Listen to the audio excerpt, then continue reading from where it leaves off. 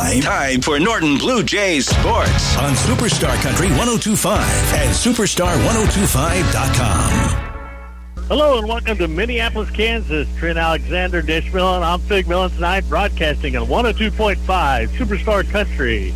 As it's district play, both teams 0-0 in district play. First one here against Minneapolis. Minneapolis 1-2 on the year. Their lone win against the Lions. What's that? Oh, okay, so... But welcome here to Minneapolis as the Blue Jays 0-3 on the air, looking for their first win. And Minneapolis being a district game, it's a very important game for the Blue Jays. As you will probably see throughout the night, that well, looks like we are playing our own team because Minneapolis has offense and defense mirror the Norton Blue Jays in a I formation and 5-2, 4-3 sometimes in the defense. So you think that we're playing ourselves, but a former coach for the Blue Jays is currently here for the Minneapolis Lions, and he's taken some of the Blue Jay plays. So, Trent, one of the things that we see for the Blue Jays is last week they lost at the center, but a very improved team. Yeah, I thought that there was a lot of improvement last week. Like I said, a little more energy. I thought the play calling got in a little bit quicker. But overall, I've seen a better team ever, and really a lot to build on that on last week. A lot ended up losing by one score to a very good Smith Center team. The team looked a lot better. Yeah, as Coach Hawks mentioned in his coach's show, that he felt that Hudson Wicker's kickoff return 55, or I believe it was 55, 65, I can't remember what it was, but that seemed to bring the team together as then they started gelling together in a team atmosphere. They were really working hard, moving that ball down the field, and was very on tack with the defense. So hopefully they keep that momentum and bring that here to Minneapolis. Yeah, I couldn't agree more, Fig. Like I said, it definitely got some stuff, some positive signs last week, and hopefully with a good week of practice this week, we could come out and show that effort again. Yeah, as we are about 9 minutes away from the second half tip-off. Where did I get that? Kickoff. And we hope that everything is up and running as we are on Facebook Live. If we should be showing that we're live, 13 viewers. I'm not sure if there's any audio to it because that is one of the things that we have had troubles with. But we're up in the booth today here in Minneapolis as we're getting ready for the national anthem. As we work our way down. Hey there, listeners. Are you tired of squinting at your screens, struggling with blurry vision, or constantly misplacing your glasses? Well, it's time to see clearly again with the help from Cole Family Eye Care of Norton. Their experienced team provides comprehensive eye exams, personalized eyewear consultations, and the latest in contact lens technology. Plus, they accept most insurance plans. Don't let poor vision hold you back. Schedule your appointment today by calling 877-5115. Rediscover the world with clarity at Cole Family Eye Care of Norton. Your vision is their focus. Mad Duck Construction can turn your construction dreams into reality. With years of experience and a team of skilled professionals, Mad Duck Construction is your trusted partner for all your construction needs. From home renovations and additions to commercial construction projects, they've got you covered, specializing in quality craftsmanship, on-time delivery, and competitive pricing. At Mad Duck Construction, they're committed to making your vision a reality. Call today, 316-680-3292 to discuss your project. Don't wait. Let Mad Duck Construction make your dreams take flight. Everyone has a big to-do list nowadays. With a busy schedule, it's easy to forget about yourself. Don't neglect your dental health. Schedule a quick and easy dental checkup with Dr. Shirk. They're open Monday through Thursdays, 8:30 to 5. Call and set up an appointment today at 785-877-2821 or stop in at 205 South Kansas in Norton. Dr. Shirk and his staff are ready to get your smile looking its best. They say defense wins championships, and in business, it's no different. With cyber threats and data interceptions, you need a solid tech lineup that defends your business every day. At NextTech, we provide technology solutions that keep your operations locked down. Call NextTech, your business technology defense, at 800-588-6649 or visit next-tech.com/cybersecure. NextTech, local, trusted, reliable. You want your bank to offer services that are easy to use and easy to understand. With Equity Bank, you have access to great banking services like online banking and bill pay, a free mobile app, Apple and Android Pay, and even mobile check deposit. Unlike other banks, Equity Bank won't hide fees and complicated services or disclosure language. Plus, customers put even more money in their pocket thanks to nationwide ATM access and no fees on your ATM transactions. Equity Bank, member FDIC. Precision under pressure. That's what area students and athletes strive for every day, and Natoma Manufacturing Corporation strives to produce the highest quality products, along with great communication in their drive to achieve their goals. Natoma Manufacturing Corporation wishes the best for all of the area students and athletes this school year and wherever they are going in life. Good luck and have fun out there from Natoma Manufacturing Corporation, located on East Highway 36 in Norton. When life happens, Boxler Insurance will be there to help you get through it. This is David Davis from Boxler Insurance Agency.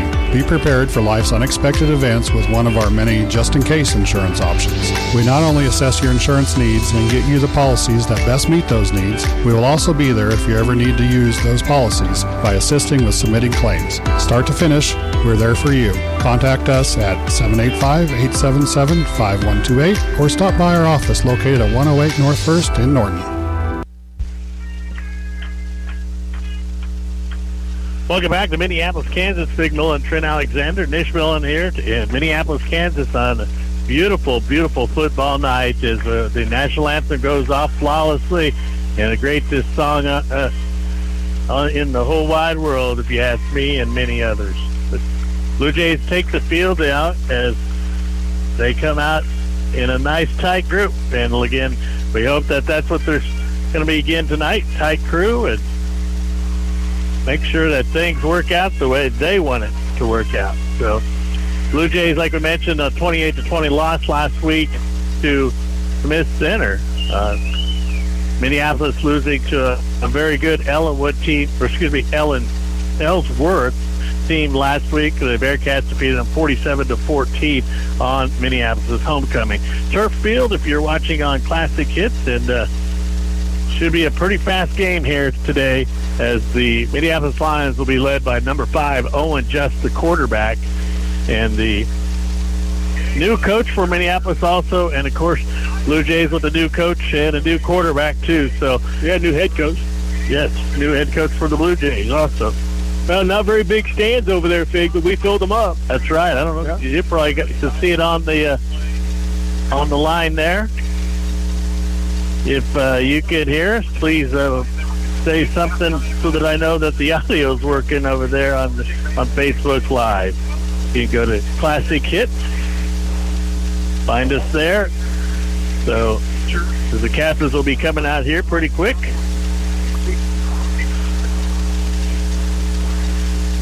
Kind of tight quarters, but it's... Yeah, it is. Nice press box, beautiful evening. Got a slight breeze. I'm not sure which way it's coming out of, but beautiful evening for football. The stadium's just starting to get fully overcast now over the stadium. So the sun's went down enough where it's kind of, we don't really have any bright spots. Yeah, it's just kind of going to be nice because we've been sweating here for the last hour. Yeah, it's going to be beautiful here at the stadium. Captains are starting to make the come onto the field. Got number 7, Jaden Weigel. Number 53, Gavin Callahan.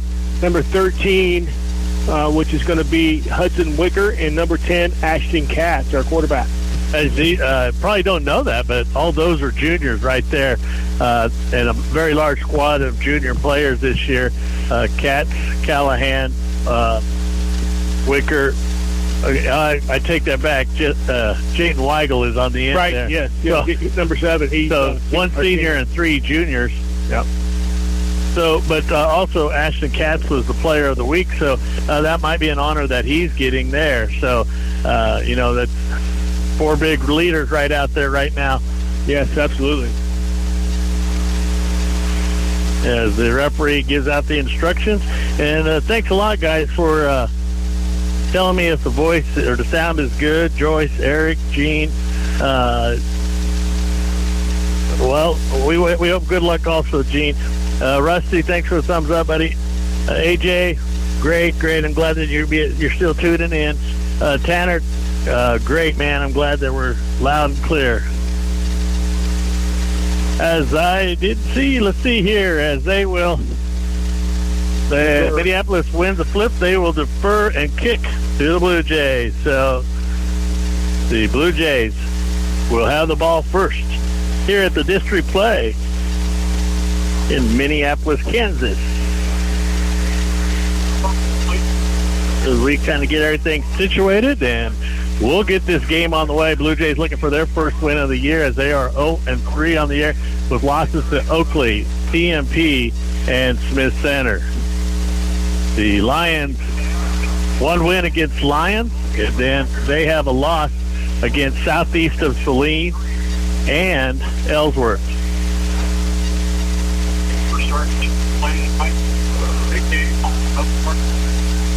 And like I said, almost a new season here, Fig, starting district play. This is kind of where every game counts now.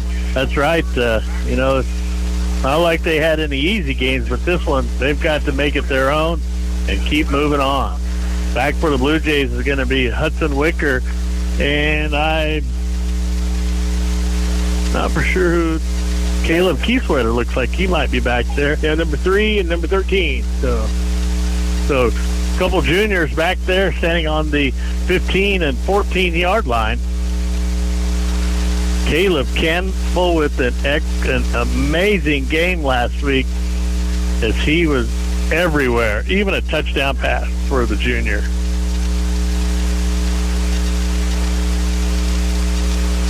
There's number 55 for the Lions, Logan Haley, to do the kicking chores for the Lions. As we said, these two kind of mirror offense and defense. Let's see how this game turns out today. We wait for that whistle.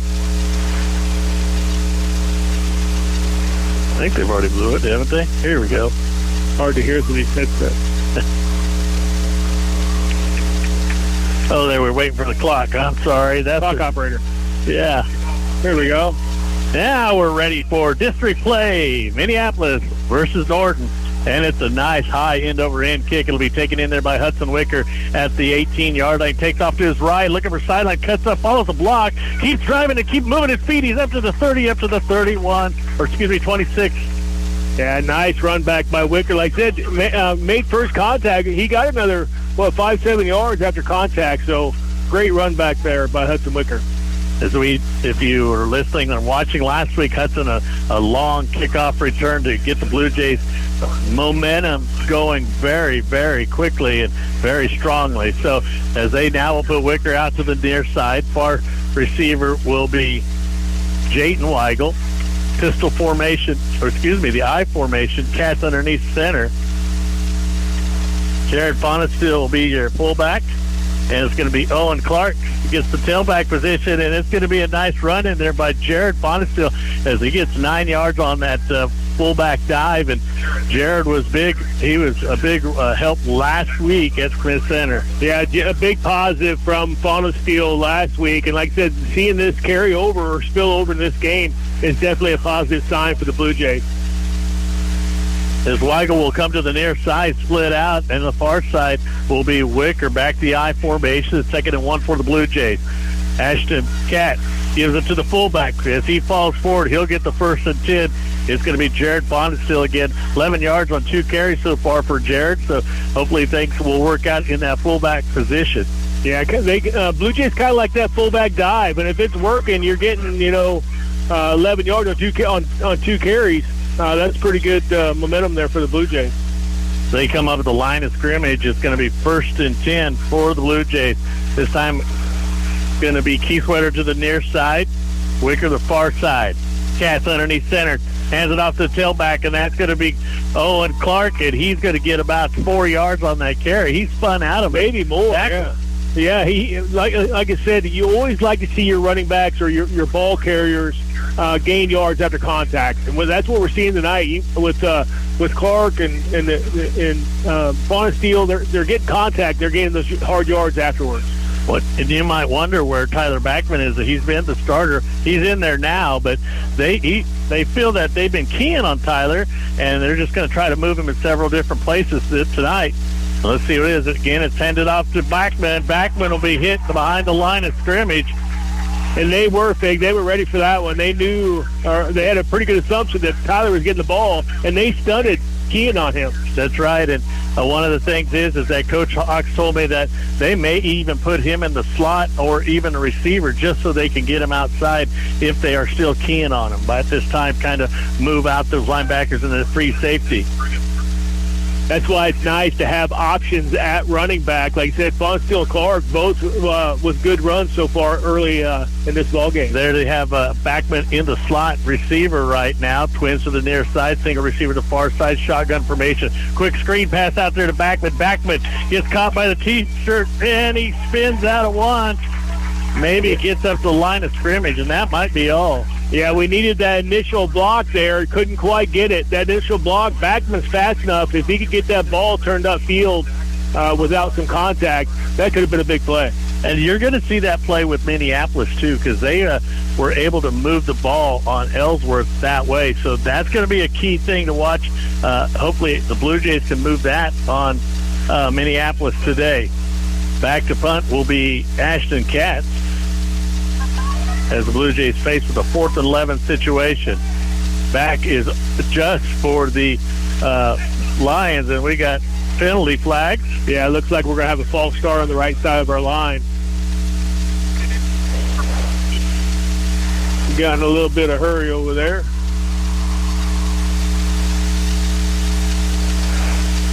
That'll move the ball back to the 31-yard line of Norton as Owen just receiver gets it back on his 36-yard line. Low snap in there.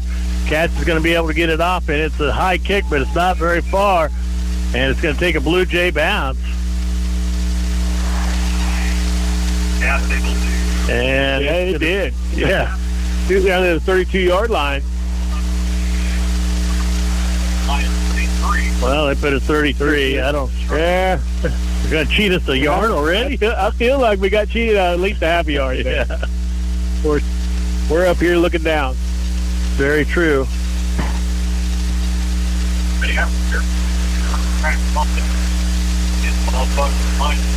As you can see, we have the clock in the upper right-hand corner. 0-0, 9:05 left in the first period. First series down for Minneapolis as they put Twins to the near side, Wins to the far side, man into motion, and they'll hand it off to the motion man, number 3, as he gets a couple nice little blocks. It looks like he will good for 2 yards. Number 3 for the Lions is going to be Bryson Lawnbarger. Yeah, Jared Bonesteel right over from his linebacker position to kind of limit that gain. About a 3-yard gain, looked like. Yeah, Jared Bonesteel making his presence known on offense and defense tonight. As they'll put it on the far hash. 2nd and 7 now for Minneapolis. Receiver out to the near side as they take it to the fullback, number 30 for the Lions. That's going to be Jasper Johns. It looks like he'll get 1 yard on the play. So Blue Jays are basically playing the same offense as they practice in. Right. So Owen Clark in there on the tackle with Callahan to back him up there, Gabby Callahan. So Clark and Callahan on the tackle. Bring up 3rd and 4 here. I don't know if they're quite in 4-down territory yet, but as they said, close. Quads out to the near side. Quarterback set, screenplay in there to number 3 as he gets back away from a couple Blue Jays. Yeah, we missed a tackle in there. If we would have made that tackle, that would have brought up 4th down. But yeah, missed tackle is going to give him the first 10. Lawnberger on that Lawnbarger, no burger. He'll pick up the 1st and 10 at the Minneapolis 46-yard line. Number 54, Rick Wyatt, with the tackle for the Blue Jays. But like I said, missed tackles kind of been plaguing us a little bit already this season. Twins to the near side, and they're going to hand it off to Lonbarger again as he gets the edge, as he will be brought down on the 49 of the Blue Jays. A gain of about 5 on that play. 7:23 remaining here in this first quarter, 0-0. And Minneapolis is moving the ball. Now number 7, Jayton Weigel, with the tackle there, but Katz came up and cleaned him up. He came up and hit him hard there at the end. He must have been upset about that missed tackle on this play before. 2nd and 5 now for Minneapolis Blue Jays, trying to cover the heavy side of the field. It's a pitch out in there, number 4, and he's going to be hit at the line of scrimmage. Number 4 for the Lions, Brayton Peters. Yeah, he was hit hard there. Katz once again was in the mix over there. Katz, he's putting on some heavy hitting down there.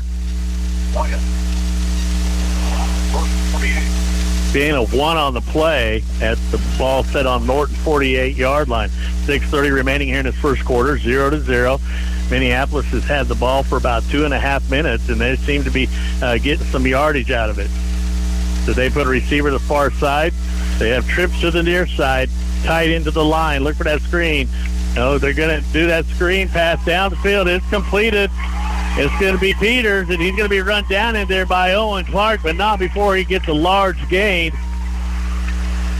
Yeah, that was a beautifully executed pass and catch there by the Lions. Blue Jays kind of caught off guard, looked like there a little bit. Well, the receiver got in behind the defensive back and got that dead spot back there. Like I said, perfect execution by the Lions. 32 yards on the play as it's 1st and 10 from the Norton 16-yard line. As they put Twins out to the far side, shotgun formation is Owen Just as he gives it in there to Lonbarger, as he's going to get about, let's call it 6 on that play.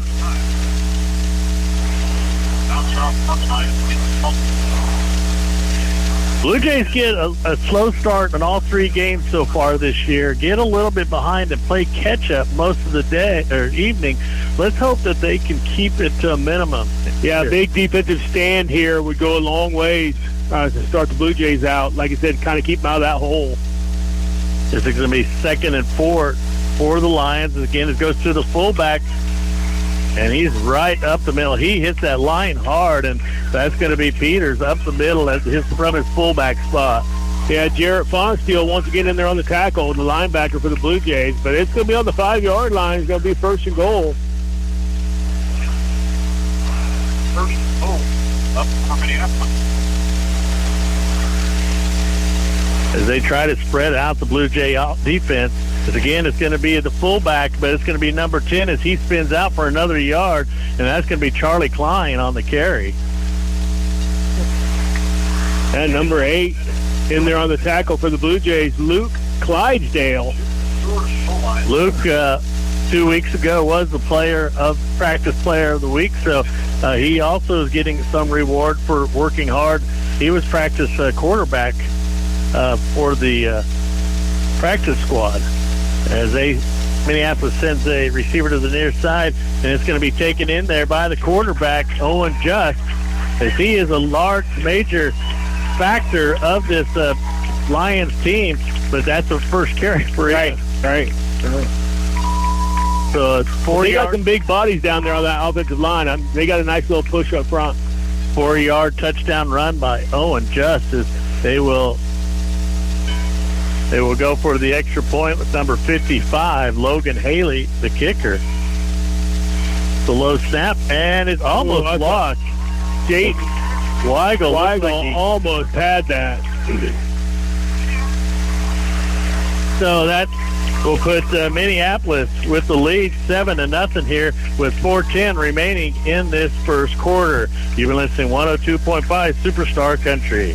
It's a fall savings sale at your Jamboree. On sale this week. Boneless pork loin roast, $1.98 a pound. Fresh whole chicken fryers, $1.48 a pound. California red or green seedless grapes, $1.98 a pound. 5-pound bag red or gold best choice potatoes, $2.48 each. Select varieties green giant canned vegetables, 5 for $5. And select varieties best choice condensed soups, just $1.98 each. Enjoy these savings and more this week at your Jamboree Foods with locations in Norton and Hill City. Beef has you covered. Stop in today for farm fresh beef cuts, hand-selected just for your family table. While you're there, don't miss the wide variety of Alma cheeses, perfect for any meal. Plus, stock up on their wide variety of pickled product, bursting with flavor you'll only find here. The best part? In-store specials happening every week. Take home more of what you love for less. That's Porter Ranch Beef, where freshness, flavor, and value meet. Come taste the difference today. Welcome back to Minneapolis. Minneapolis gets the first score on the board, 7-0, with a 4-yard run by the quarterback, Owen Just. Back for the Blue Jays, it's going to be Tyler Backman and Hudson Wickers. It'll be Wickers gets it on the 11-yard, goes to his right, looking for a block, getting outside, cuts inside, tries into one, and keeps it on his feet, and he's finally brought down. He'll get up to about the 24-yard line. Nice hard run in there by Hudson. Yeah, and pretty good solo open field tackle there by the Lions as well. That pretty much shows that they're trying to keep it away from Tyler Backman. Yes, that's absolutely. As Backman will be the running back here. Jared Bonestill, the fullback. Receiver to the near side, receiver to the far side. And it's going to be the fullback again. It's Bonestill, as he will drive forward for about a 4-yard gain. Yeah, they're really working on that fullback dive. I don't know if they've seen something on tape or something, but it's been working here for 3-4 yards. Bonestill right up the gut with that fullback dive. Makes it 2nd and 6 for the Blue Jays. Ball resting at the 28-yard line of Norton, as Weigel will be the receiver to the near side. Far side, looks like it's going to be Hudson Wicker, I formation. Looks like the blitz is on. It's a pitch out to the sidelines to Backman. Backman looking for a block, and he steps out of bounds. He would have maybe cut inside that block, but there are some linebackers coming his way. Still a nice little gain in there by Tyler Backman. I said if he could have turned up just a little bit more, he would have probably got the first down. Oh, he did get the first down. Yeah, wow. They're generous on the first down. I thought he was like a half-yard short. But so, 1st and 10 for the Blue Jays at the 34-yard line as they come back the I formation. Cats underneath center. He's going to give it to Bonestill, and he's going to be stopped behind the line of scrimmage. Yeah, they were kind of ready for that fullback dive again. I think went to the well there one too many times.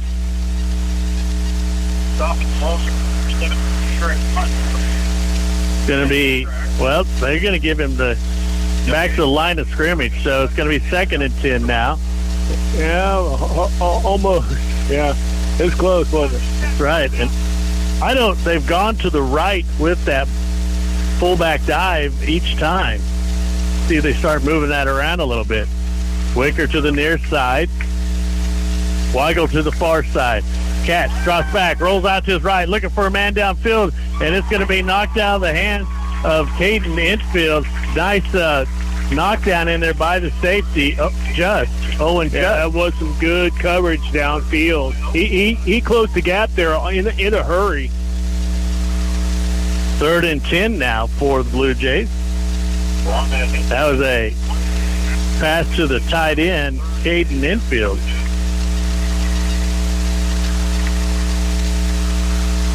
Ball on the Blue Jay 34-yard line. Having a little trouble moving the ball. Tight end onto the near side here. Trips to the far side. Shotgun formation. Downfield. And he's got Caleb Keithwetter as he gets in and out of the hands.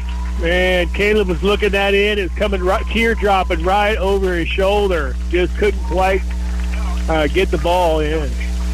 Man. And he had his man beat by a good 2 steps. Yeah, that was actually a pretty good pass downfield by Katz, and probably should have been caught, but I know that's kind of a tough catch over your shoulder like that, but missed opportunity there for the Blue Jays.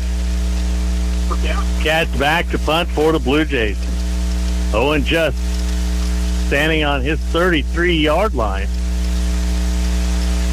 Oh, they're going to call a timeout because too many men on the field in Minneapolis. So they call a timeout.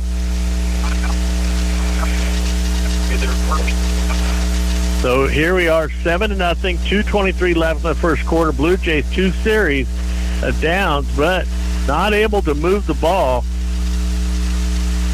Minneapolis kind of run the clock down a little bit and get the score, a 4-yard run in there by Owen Just, the quarterback.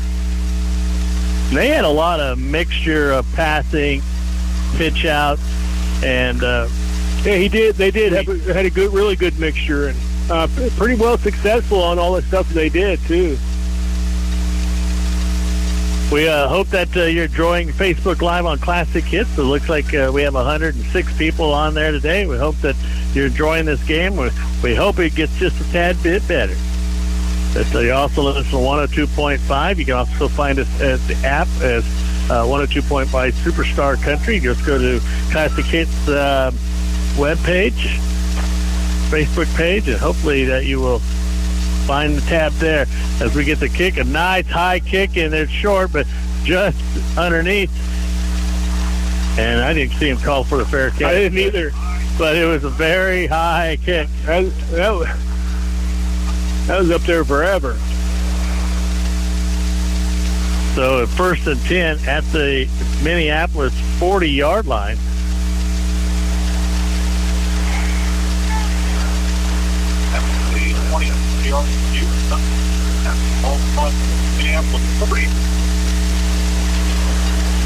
They'll send Nolan Arnold out to the far side. Twins to the far side, Arnold to the near side. And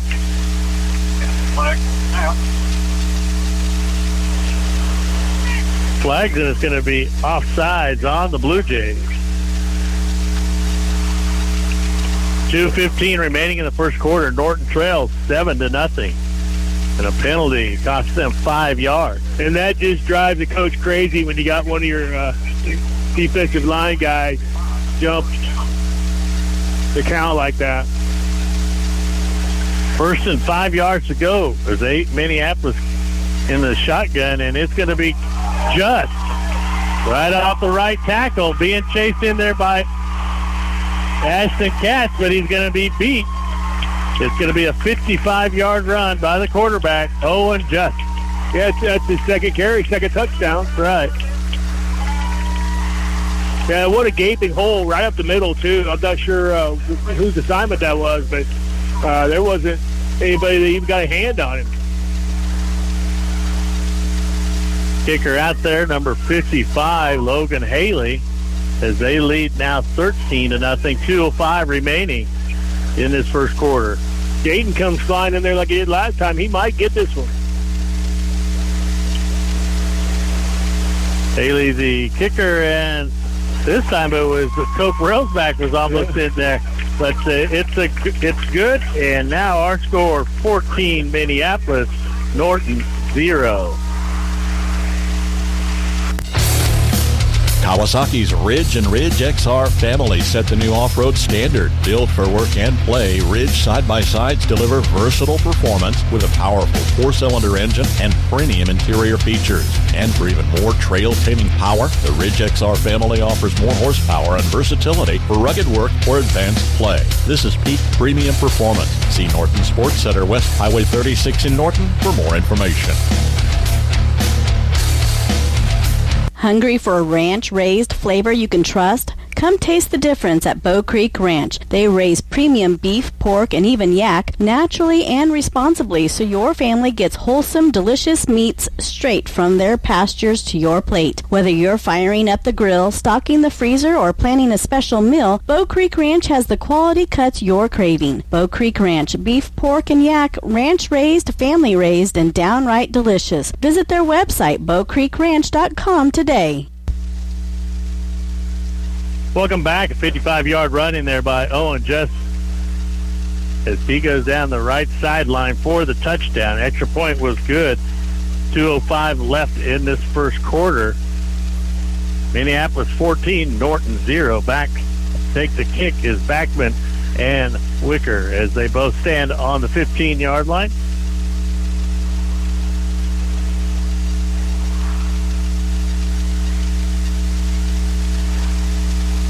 And it's a high end-over-end kick, and it's going to be taken in there by Wicker.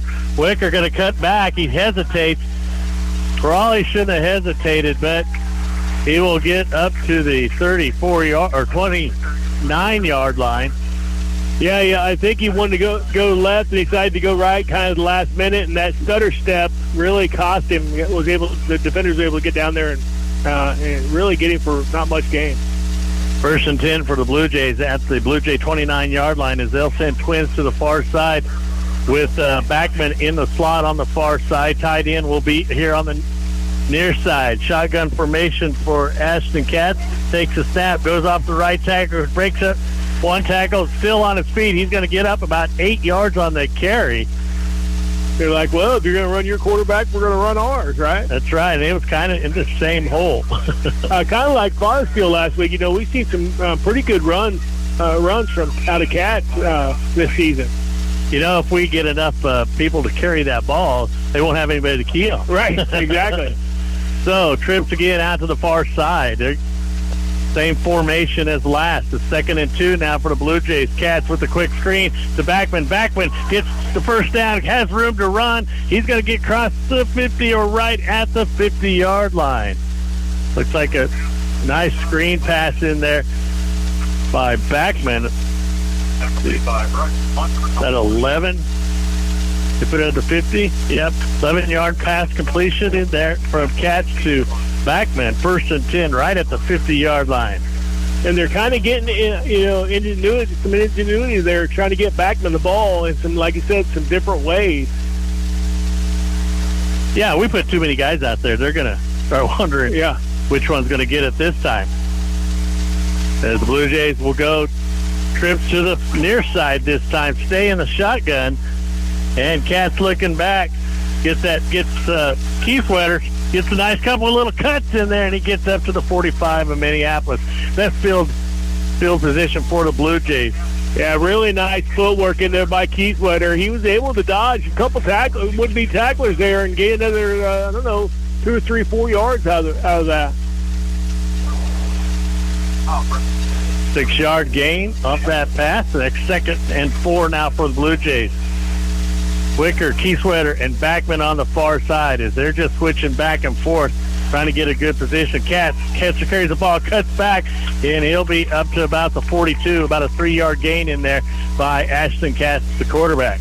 Yeah, I seen Ashton. There was a wide open area there, and he was going for it. They just grabbed him around the ankles right when he was wanting to make his cut up the field.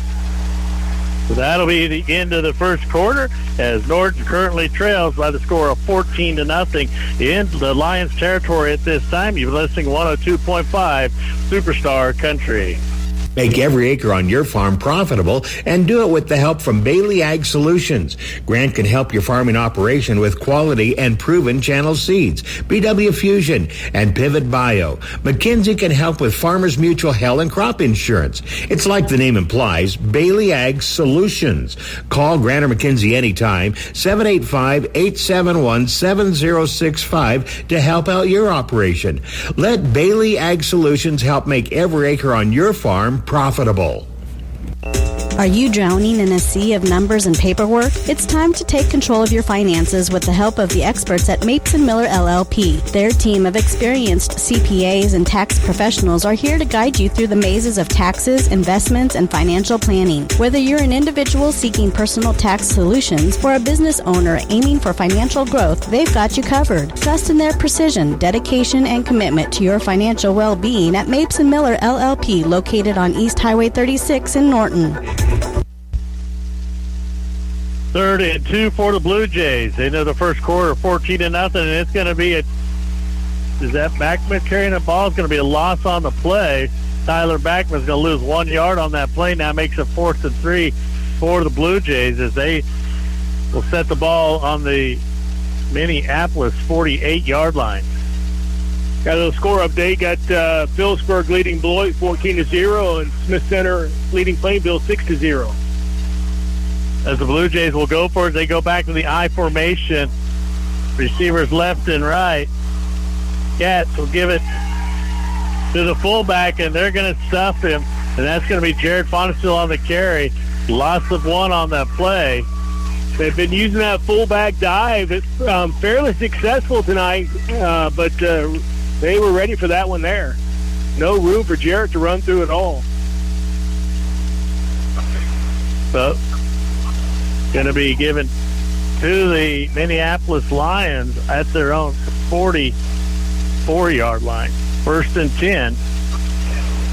They come out in the I formation, receivers left and right.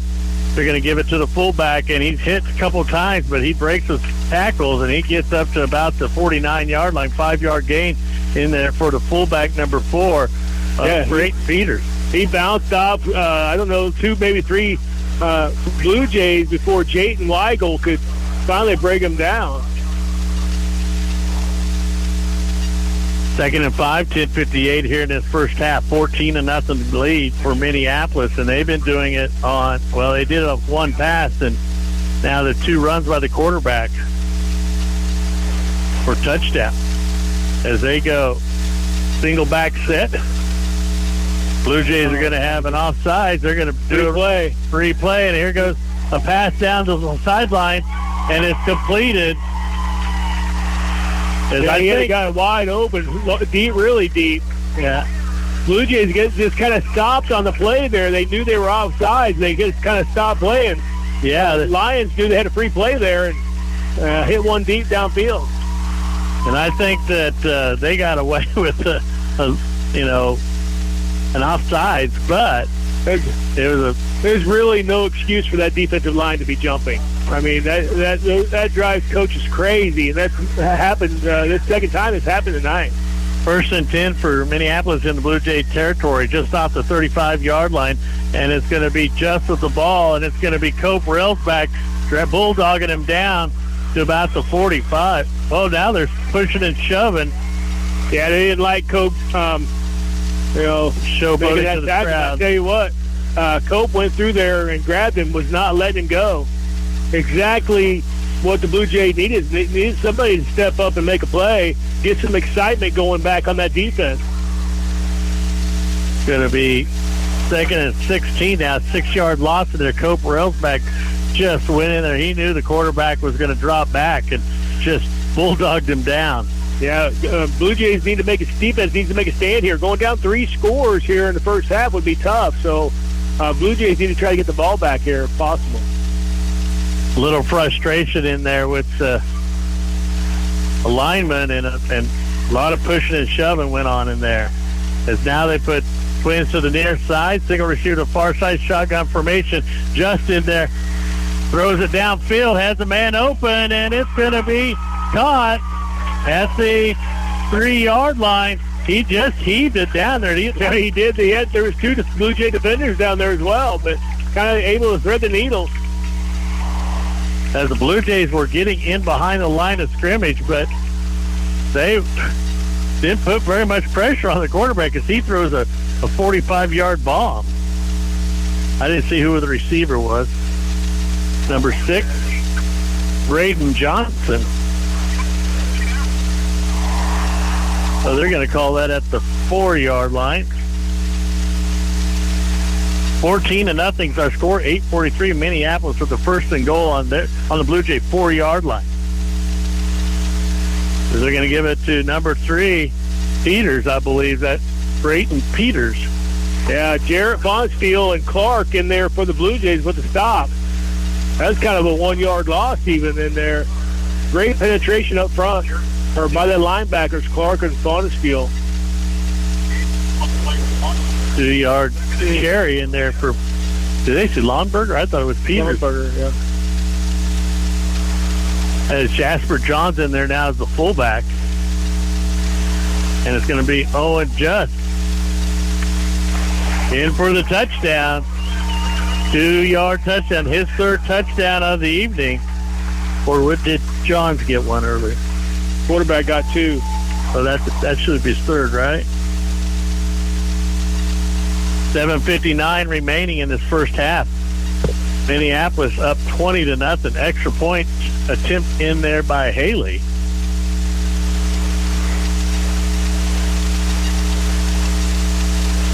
Low snap, and it's blocked this time. Nope, it's not. I thought, man, Jason Weigel has been getting right in there, getting the pressure on. All right, our score 21-0. Minneapolis, 7:59 left in the first half. You listen to 102.5 Superstar Country. Welcome home.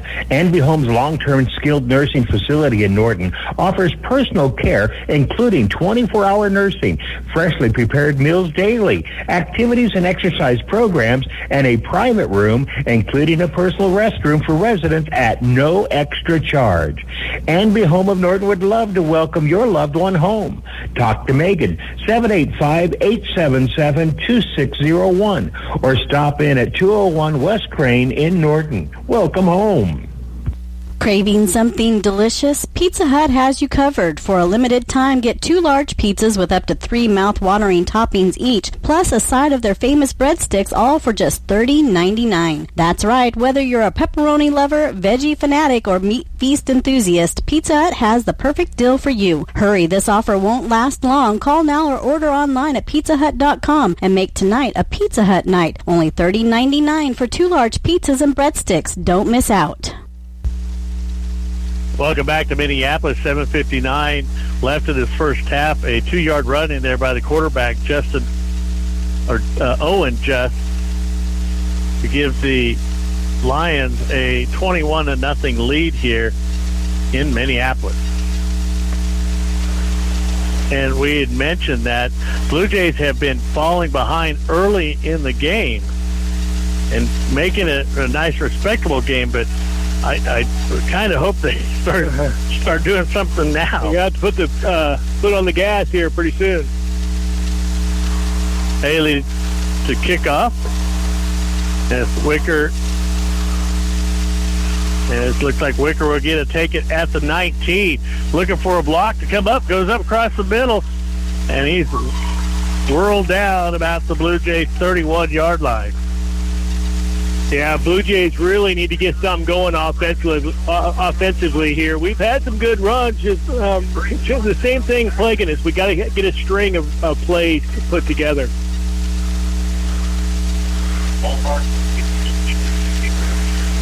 They give some nice little yardage in there on first and 10. First and 10 for the Blue Jays at the North 32-yard line. I formation. Katz comes up underneath center, hands it off to Backman. Backman off the left tackle. He spins, keeps it on his feet. He's going to get about 8 yards on that play. Yeah, that was a good run off the left side for Tyler Backman. I said made a couple defenders miss and was able to get eight yards. They're going to call it a 9-yard gain. Yeah, nice running there by Backman. No wonder they're keying on him. Right. 2nd and 1 now for the Blue Jays. 7:21 here left in this first half. And a no play in there as the running back went the other way. And it looks like Katz will take that. He may be close to a 1st and 10.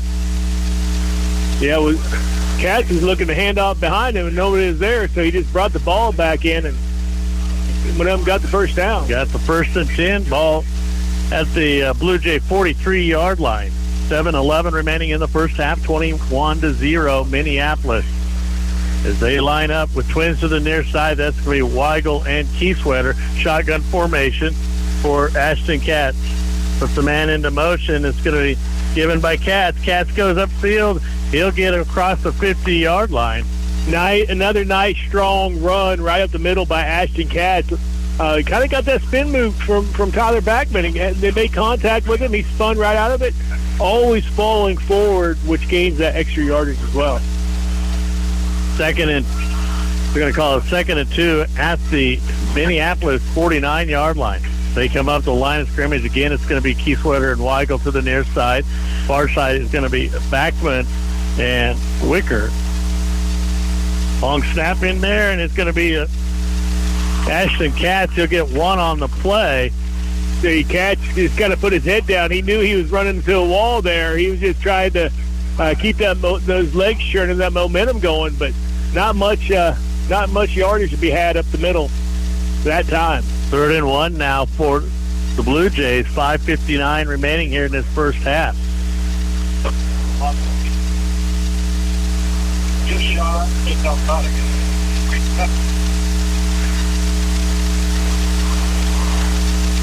Blue Jays come up to the line of scrimmage. Twins to the far side, Twins to the near side. Pistol formation for the Blue Jays. The snap, and it's going to be a pitch out in there to Backman. Backman's going to get the first down, running down the sideline, and he gets grabbed by the jersey, and he'll be drugged about 10 yards down the field. Yeah, he was. I thought he might just be able to break it open, but they had just enough angle on him to be able to run him down. But nice sideline run in there by Tyler Backman. A nice option play in there by Ashton Katz. You can see on that play just how explosive Tyler Backman can be and why they were keying on him early in the game. 1st and 10 from the Minneapolis 20-yard line. 5:28 remaining here in this first half. Back to the shotgun formation. Again, Katz goes far side, pitches out to Backman. Backman cuts up again. He's going to get up to the 15-yard line, 5-yard gain for Tyler Backman. Yeah, Backman kind of one-handed that with his left hand, too, to bring that in. So showing some good ball skills over there as well. And Ashton Katz is reading that defensive end. We knew that the defensive ends do nice containment for the Minneapolis Lions, and Ashton doing a good job reading those defensive ends and pitching that ball, as that's 2 option plays, one to the left, one to the right. Twins left and right, man into motion, and it's going to be fake in there. Katz goes to his left, and he's going to be just shy of the end zone. Oh, he can smell that end zone, too. I know his eyes were lighting up down there. But what an excellent run in there by Ashton Katz. Like I said, it's really nice to have an athletic quarterback with the ball, either for the option or taking the run himself. And it was just kind of one of those shoestring tackles, if you want to say that. Katz comes up underneath center, and it's going to be Owen Clark.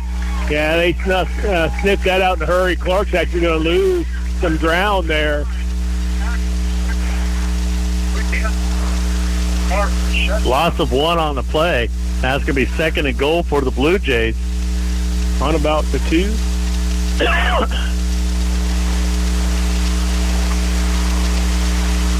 As Bonestill brings in the play. Receivers left and right. Underneath center, Katz takes a snap. Counter move in there by Backman. Backman trying to beat him to the corner, and he'll get the touchdown. He did after slipping right there. He slipped and had to kind of pick himself up, and he still outraced the defender to that sideline. I don't think the play was meant to go outside either. It was meant to go inside.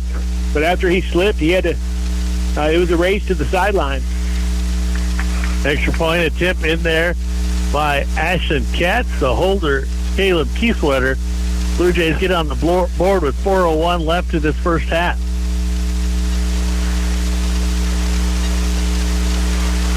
The snap, the kick, and it is good as the Blue Jays get on the board with a 2-yard run in there by Tyler Backman, as the score now is 21-7 here in Minneapolis. Minneapolis with the lead. At First State Bank, they pride themselves on offering a wide range of services tailored to meet your needs. Need a loan for a new car? They got you covered with competitive rates. Want a savings account for a child's future? First State Bank will make that easy for you. First State Bank has a commitment to their customers and believe in building long-lasting relationships. They promise to take the time to understand your financial goals. Experience the difference of banking with a trusted friend. First State Bank, with locations in Norton, Plainville, Hill City, and Hoxie. Member FDIC. Iron Insurance Partners believes in being there to support you with the coverage you need to keep your world secure. From auto and home, commercial, farm to life and Medicare supplements, our friendly agents are here to help. Protect what matters most with an agent who cares. Visit ironrisk.com or call 785-877-4016. Iron Insurance Partners. We're stronger together. Welcome back to Minneapolis, Kansas. Blue Jays get on the board with a 2-yard run by Tyler Backman. 4:01 remaining in the first half. Our score 21-7. Minneapolis with the lead. Back for the Minneapolis Lions. I believe that's just. There's a little swim kick, and it's going to be taken by the up man as he falls on it. So this is about an average field starting for field position, yes, for Minneapolis, which is good. It's good field position. Yes, and it has been. That's about what they've been getting on some of them punts and stuff. So let's see if Blue Jays can slow them down as they lead 21-7. Twins to the near side, I formation, just underneath the center. He hands it off to fullback. That's going to be number 30 for Minneapolis. That's going to be Jasper Johns. He was immediately hit at the line of scrimmage. Several Blue Jays in there with that tackle. That'll be a gain of 2 as Johns comes out and Peters comes in. Bring it second and 8, 3:31, clock running. This time they'll split out number 16, Nolan Arnold, to the near side. They put a tight coverage on him, and it's going to be handed to the tailback, and it's going to be number 3, Bryson Lonberger.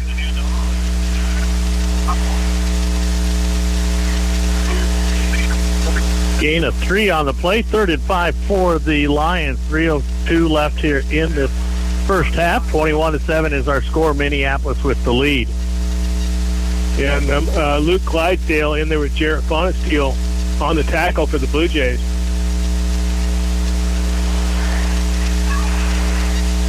They come up to the line of scrimmage. No hurry. They put a man into motion. They're trying to overload there. Shotgun formation. As they roll out to the left, looking for a man downfield, and he's open way downfield. And it's not incomplete pass, and they're just leaving him open. Wow. That was underthrown, or that could have been 6 points there, Fig. I mean, he was wide open downfield. Yes, and that's every receiver has gotten in behind our safety. I see the caution of the rollout. Yes. But you also have to make sure that there's a guy covered. 4th and 5, a punt in there by Haley. As they are man short in there. Missed opportunity by the Lions for sure. Now they're going to do a little razzle-dazzle, and they're going to go for it. As they have 4 to the far or near side, 4 receivers. As they're trying to look for them to, it's going to be a delay a game, I believe, because it's a back judge, delay a game. Now it'll be 4th and 10, so they will probably go for it. They were trying to get the Blue Jays to jump, which they have twice today. Yes. But I think they were actually going to run a play there, so they might have to look at that play in the locker room and be prepared for it in the second half. Now Haley will go back to punt. Back for the Blue Jays is going to be a line drive kick. And it's going to be... Oh, he touched it. Yeah, he touched it up there. Oh, I think they touched it. 6-7 yards prior up. Yeah, they caught it up there. But then that side judge was right there. He better. Yeah, he better. One of them better have seen that. Yeah, because that's about 5 or 6 yards difference there. There was no height on that thing, but that was like a pass. Yeah, we're going to have 2:08 left here in the first half. Minneapolis leads Norton 21-7. Norton with the ball. 2:08 left. Looks like they have all 3 of their timeouts. So plenty of time here, Fig, but we still got to move the ball downfield. 21-7 is our score, as the Blue Jays will put 2 receivers to the near side, 2 to the far side, shotgun formation. Bonesteel flanks to the right of Cat. Cat takes a snap, hands it off to Backman. Backman coming down the sideline, cuts it over, stiff arms one, and he goes out of bounds. Oh, that's too bad. At the 45. Wow, if he could have had a little bit more green grass, he had the speed to break that one to the house. Had a nice stiff arm, and I think he kind of fed off that stiff arm and lost his balance and went out of bounds. Nice gain in there by Tyler Backman. I didn't see how much was that, Nish. 20-yard carry in there. 1st and 10 for the Blue Jays at the Blue Jay 44-yard line. 1st and 10. 2 minutes remaining in the first half. As Blue Jays, Twins to the right, Twins to the left. Another jet sweep, you think? Nope, it's going to be Katz with the carry. As he still on his feet. Yeah, he is. They're fighting to find the ball, too, though. But he will get a gain of about 9 on that play. That's one thing about Katz. He does not scare away from contact. Katz just puts his shoulder in and keeps moving his feet for those extra yards. You kind of hate to see it from your quarterback taking punishment like that, but Katz does not shy away from that. 2nd and 1 now, 1:30 left here in this first half. 21-7, Blue Jays in Lion territory as it put Backman in the slot to the far side. Twins to the near side. Shotgun formation. Katz drops back, looking for, he's got a man wide open, and it was Backman, and he had stopped, or excuse me, Hudson Wicker, he had stopped to kind of judge that ball, and that little stutter step kind of caused him to slow up. Yeah, definitely had he didn't have even within 20 yards of him. Just a beautiful play call in there by those Blue Jay coaches. Had Minneapolis exactly where they needed them at. Had a 2nd and 1, so it's perfect time for a deep ball like that. I was really surprised that we caught him off guard. Well, and there again, we've seen Backman in the slot, and Coach Hawks had told me that they may put him in there because they knew that they'd be keying on him. Yeah. So Minneapolis basically must have thought, here comes that jet sweep again. And so they put 2 men on him, and that left up Wicker for that hit or that long play downfield. Yeah. And it really, I think it got him in the hands. It just kind of, like I said, he kind of got disoriented a little bit, I think, looking up there at the lights. But definitely a catchable ball. Great pass in there by Katz. And unfortunately, it's a very good missed opportunity there for the Blue Jays. 3rd and 1 now for the Blue Jays. 1:14 left in this first half. They're going to have to make something of this series that they have.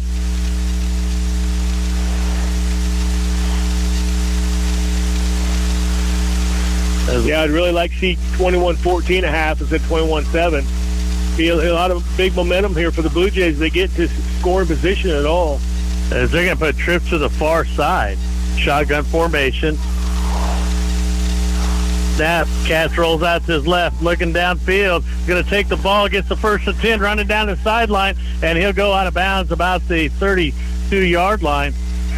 I know I probably said this every week, but Katz really has deceptive speed. He's really surprised me with it, how elusive he is, but and how tough he is as a runner.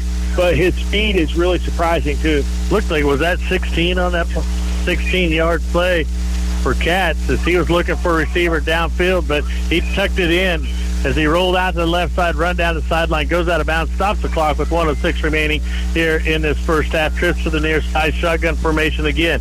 Katz rolls out to his right, looking downfield, has a man open. It's Backman in. He was a little high on that pass. Backman was able to get one hand on it. Yeah. Sometimes that's all it takes from Tyler Backman. That's 2 plays in a row the Blue Jays have beaten their defenders. Yeah.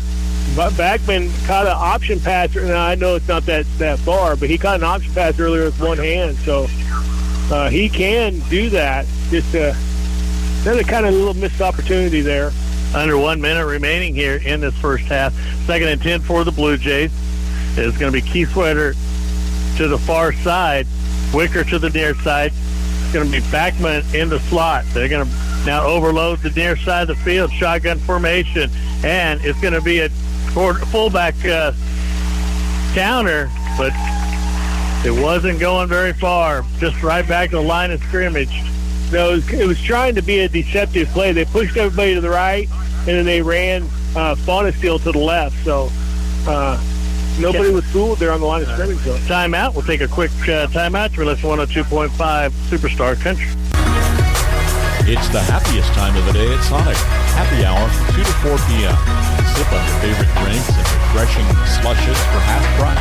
That's right, half price soda, iced tea, and those one-of-a-kind Sonic slushes just when you need them most. Swing by with friends, grab a treat on your break, or cruise through on your way home. However you Sonic feel with flavor and fun. Don't miss happy hour every day, 2 to 4, only at Sonic. This is how you Sonic.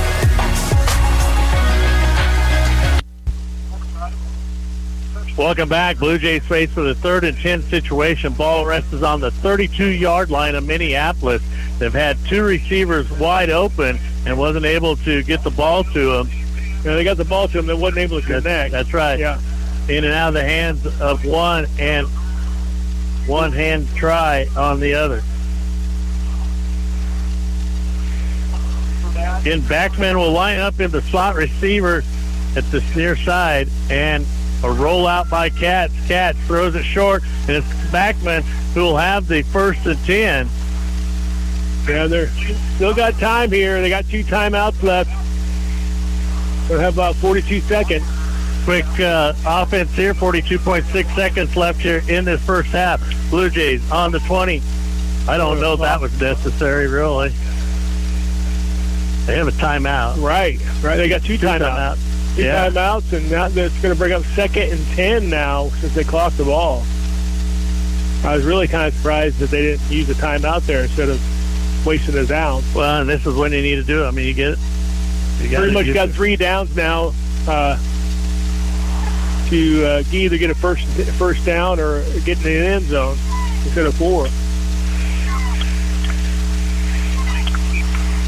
The only thing I think is that the Cats recognized they weren't in the right position. As Cats rolls to his left, looking for somebody downfield, as Backman and goes out of bounds, he'll be 1 yard shy. Or are they going to give it to him? Hopefully he would have known where the first down marker was and tried to make the first down marker before he went out of bounds. It's going to be 3rd and 1 now for the Blue Jays. There's the ball at the 10-yard line. Once again, 32 seconds left, but Blue Jays with 2 timeouts in their pocket. I'd rather have a second one and 1 timeout, but you just never know. Blue Jays, again, two receivers and 1 in the slot. That's going to be Backman. Nobody's on Backman. Fumble on the play. Now, Cass falls on it, but it's going to be a loss of 5 on the... And they're going to use one of their timeouts. That would have been a clock killer. So Blue Jays are going to be down to... I don't know if that was a stop. 4th and 1, or 4th and 2. He might have lost a few yards there. I think we lost 5 yards. 5 yards? Yeah. It was on the 10, and they got it on the 15, so... Blue Jays call a timeout. 27 seconds left here in this first half.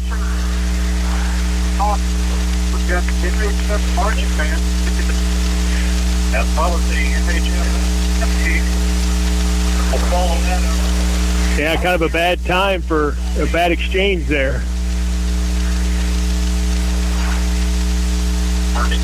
Blue Jays in the red zone. Hopefully, 15-yard line. They're going to have 4th and 6. 27 seconds left. They need to get the first down before the touchdown. Oh, yeah. Cats being pressured. Oh, that's going to be intentional grounding. Well, because the only one there was, he's seen a white shirt, but that was one of his linemen. Yeah. You got to give it up to the Lions. They had some great pressure on Katz. Katz had defense in his face as soon as he dropped back. No place to go for Katz. The Blue Jays miss out on an opportunity to score with 23 seconds remaining here in this first half. A 21-7 lead for Minneapolis. Once again, they strung together a few some nice plays there, but when they got in the red zone, it kind of all fell apart.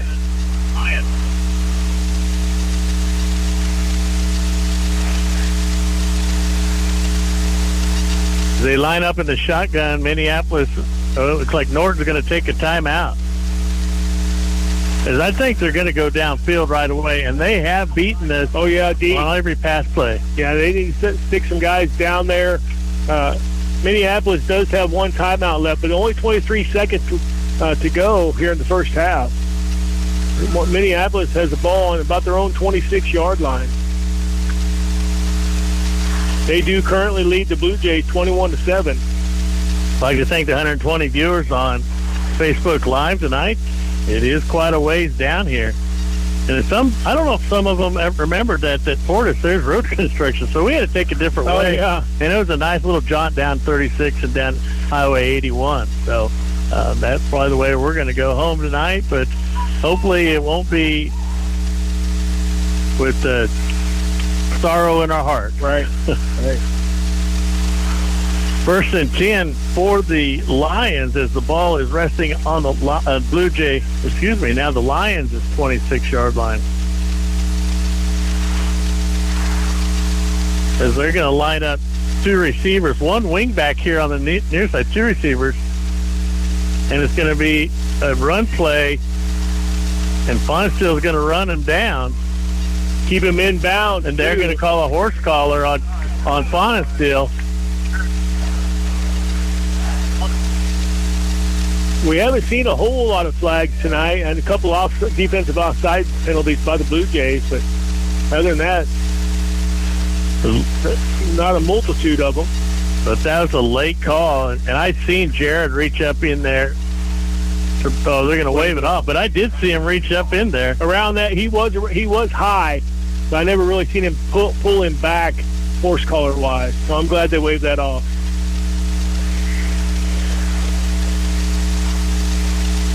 It's going to be 2nd and 7. The Blue Jays with the 4-man front, 4-2 defense as they drop 4 safeties back, and it's going to be the quarterback as he gets out of bounds.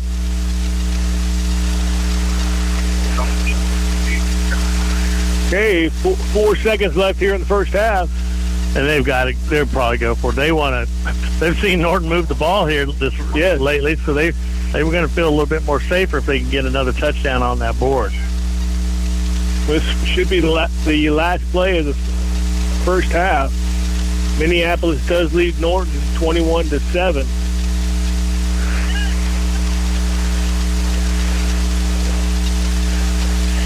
As they're going to send number 16, Arnold, out to the far side, one to the near side, one is the wing, and they're just dropping back, being pressured by a couple Blue Jays, and it's going to be intercepted. Dayton Weigel right there for the interception. He was hit hard after he intercepted that ball, but he will go down the stat sheets with an INT. So interception in there by Dayton Weigel, but it was in there by Kiefwetter on the coverage, got it to tip. I'm not sure he's still deciding whether that was worth it or not. Yeah. He got Wallet pretty hard. Well, actually, I don't know that he knew the ball landed in his hands, really, to be truthful. It was there, and he got hit. We're just lucky he held on the ball. Yeah, so Blue Jays at halftime trail Minneapolis 21-7 as they will go back to the locker room, try to figure out the stuff. Some good things happen in the second quarter, but they are down 14 points. So we'll see how Coach Hawks and his staff will try to get some momentum going for this Blue Jay team. You've been listening to 102.5 Superstar Country. Join our stellar team at Norton County Hospital. Looking for a workplace where compassion meets career growth? Look no further. If you're ready to embark on a fulfilling journey surrounded by supportive colleagues and opportunities for personal and professional development, we want you to be part of our family. Explore exciting career offerings and our comprehensive range of benefits, including capers, on the Career tab at ntcohosp.com. What makes Pioneer Brand List E3 soybeans different? Pioneer offers proven products and decades worth of expertise to help make growers successful. Clydesdale Agronomy has the expertise and support to help growers successfully adopt this responsible weed control system. Learn more at pioneer.com/enlist-E3 or contact your local Pioneer sales representative, Randy Clydesdale, at 785-871-7745. Go Blue Jays! Fit to Go is your fitness destination for a healthier, happier you. At Fit to Go, they're more than just a gym. They're your fitness family. The state-of-art of equipment is there to help you reach your goals, whether it's shredding pounds, building muscle, or boosting your energy. They're a small gym with a big heart. They know your name, your story, and your fitness journey because they're there to support your every step of the way. Fit to Go. Join today. Fit to Go, where fitness meets family. Welcome back to Minneapolis, Kansas. The Minneapolis Lions up on the Blue Jays 21-7. Blue Jays fell to a deficit of 21-0 early as the scoring went a little bit like this with 4:10 left in the first quarter. Owen Just with a 1-yard run. Extra point was good, making our score 7-0 Minneapolis. 2:05 in the first. Owen Just again with a 55-yard run. Extra point good, making a score 14-0.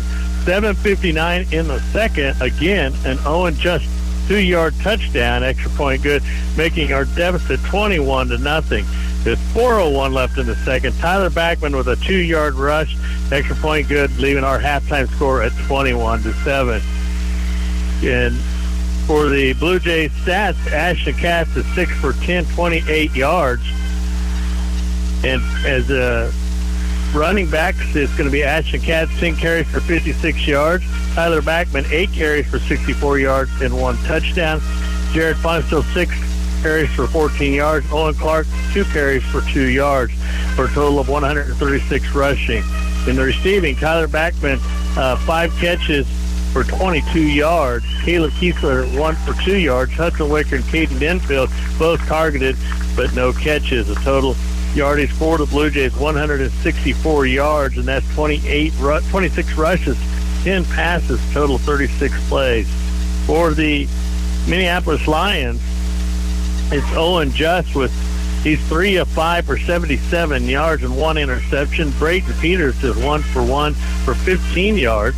Total passing yardage for the Lions, 92 yards. In the running, it's Bryson Lombarger, 8 carries for 20 yards.